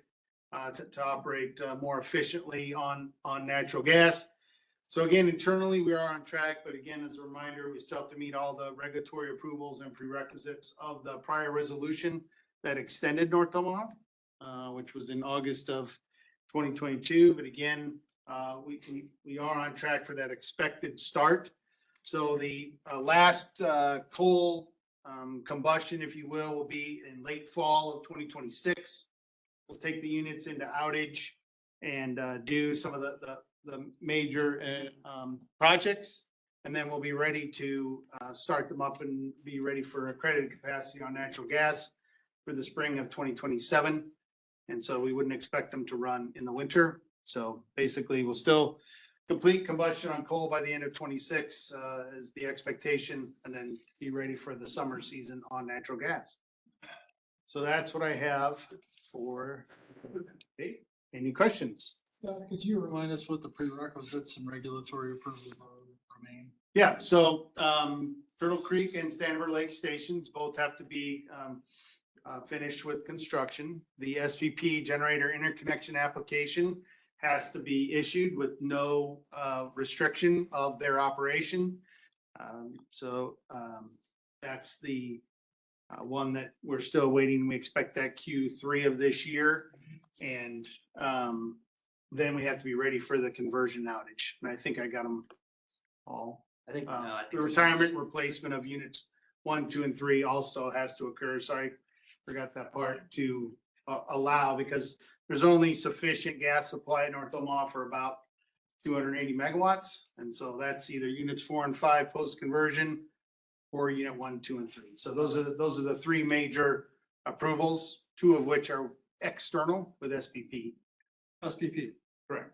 Director Moody, brief supplement in addition to agreeing with Scott. So you have the, and we just talked about a lot, so I'm gonna repeat them. Yeah. You have the firm transmission service, which we've already required. We've already acquired, excuse me. Thank you. Then we have the GIA results, and that's been a protracted discussion that we've lived over the last half decade. Then you have the retirement process for units 1 through 3 that Mr. Edom discussed. And then you have the refuel evaluation for units 4 and 5. Both the retirement and the refuel are SPP processes. They are good processes. They are tariff processes. We have some limited visibility into what occurs there at the RTO level. Same way we would for the generation interconnection cluster studies. We can't see everything that's going on. And then you have the commercial work that is associated with lining up all the fine trades professionals who are going to do the work, signing the contracts. Scott's talked about the material acquisition and how well that's gone. As we've talked in the past, as the GIA lags, all of these activities compress.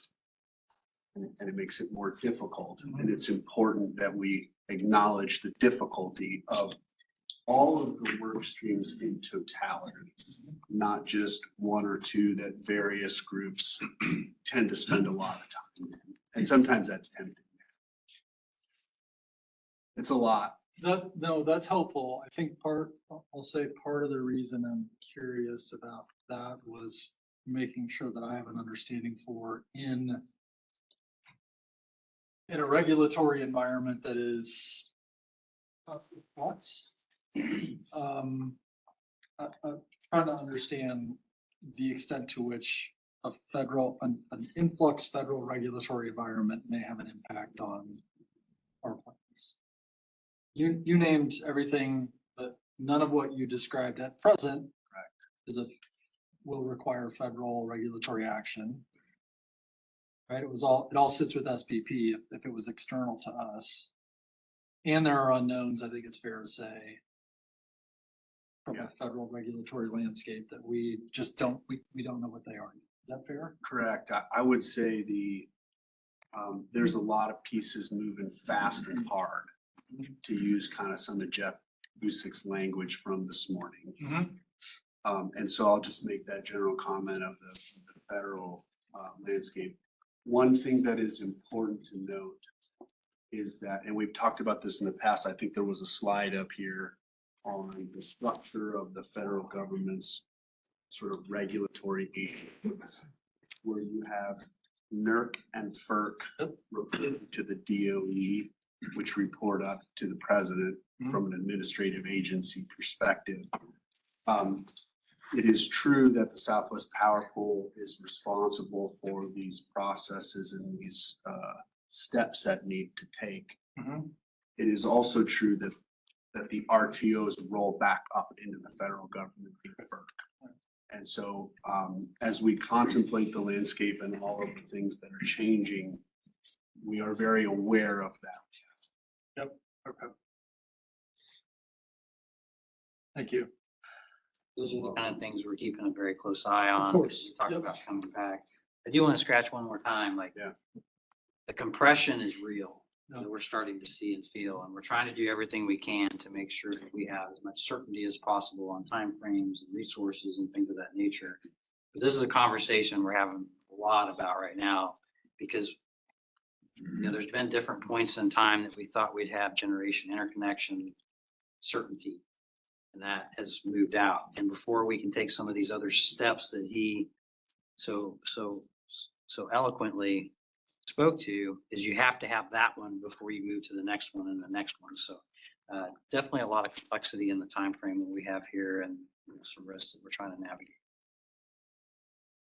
So the compression that you're describing is driven by delays at Standing Bear, Turtle Creek that's delaying GIA, or is it GIA, or what's compressing it right now? Yeah, Is it the GIA? Yes, it is the GIA. We have been able to utilize the interim service product, where if you get the asset constructed and it can operate, you can take credit for the accredited generation before the GIA. It's kind of like they do a sniff test. That's Brad's word, not in the tariff. They do a sniff test and they say, yeah, you're good, or no, you're not good. And so we've been planning to utilize that, but as the assets have had a delayed COD for a protracted period of time, we have not actually done that. But we intend to potentially if it works out that way sequentially. Okay. Okay, thank you. Anybody else? No, I could say so many things, but I'm not going to today. Thank you, Scott. Thank you, Scott. Scott. All right.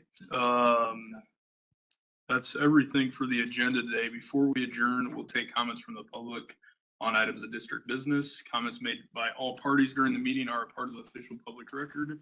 We'll take comments in the room first and then via WebEx. Do we have any people in the room for comment? Thank you.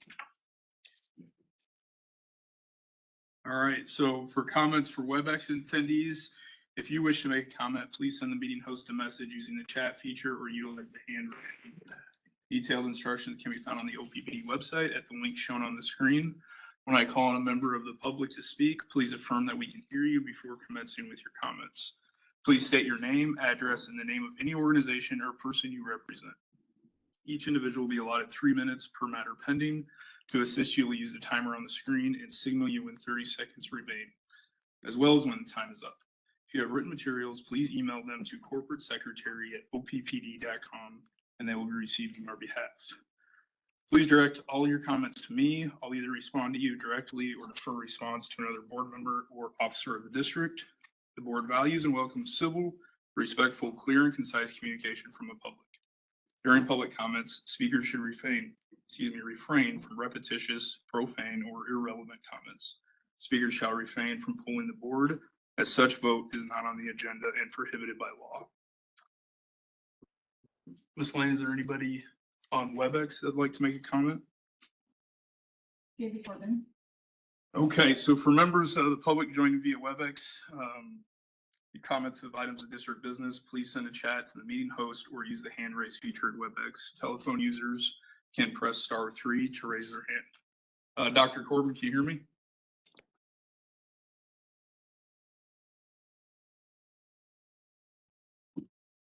Can you hear me? Yes, sir. Go ahead. Okay, thank you. David Corbin, Nebraska Sierra Club, 1002 North 49th Street, Omaha. I just want to comment on the fact that I'm disappointed that in your legislative, you did not take a stand on, excuse me, LD 317, which merges the Department of Natural Resources with the Department of Environment and Energy. When those two were first merged from the DEQ to the Office of Energy, it weakened the commitment to clean energy because they were often at odds with each other.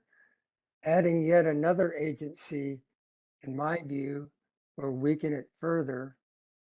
It's on the agenda for today, but it's very unlikely that they'll get to it today. And I know you won't take up action before without consulting, but it does seem that when you're talking about York and you're talking about those kinds of things, had we had the Office of Energy like we used to, you could have had assistance. Thank you. Thank you. Are there any other comments on WebEx?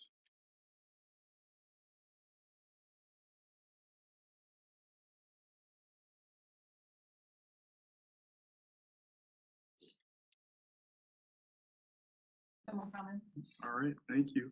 Well, if that's all the comments, this meeting's over. Thank you.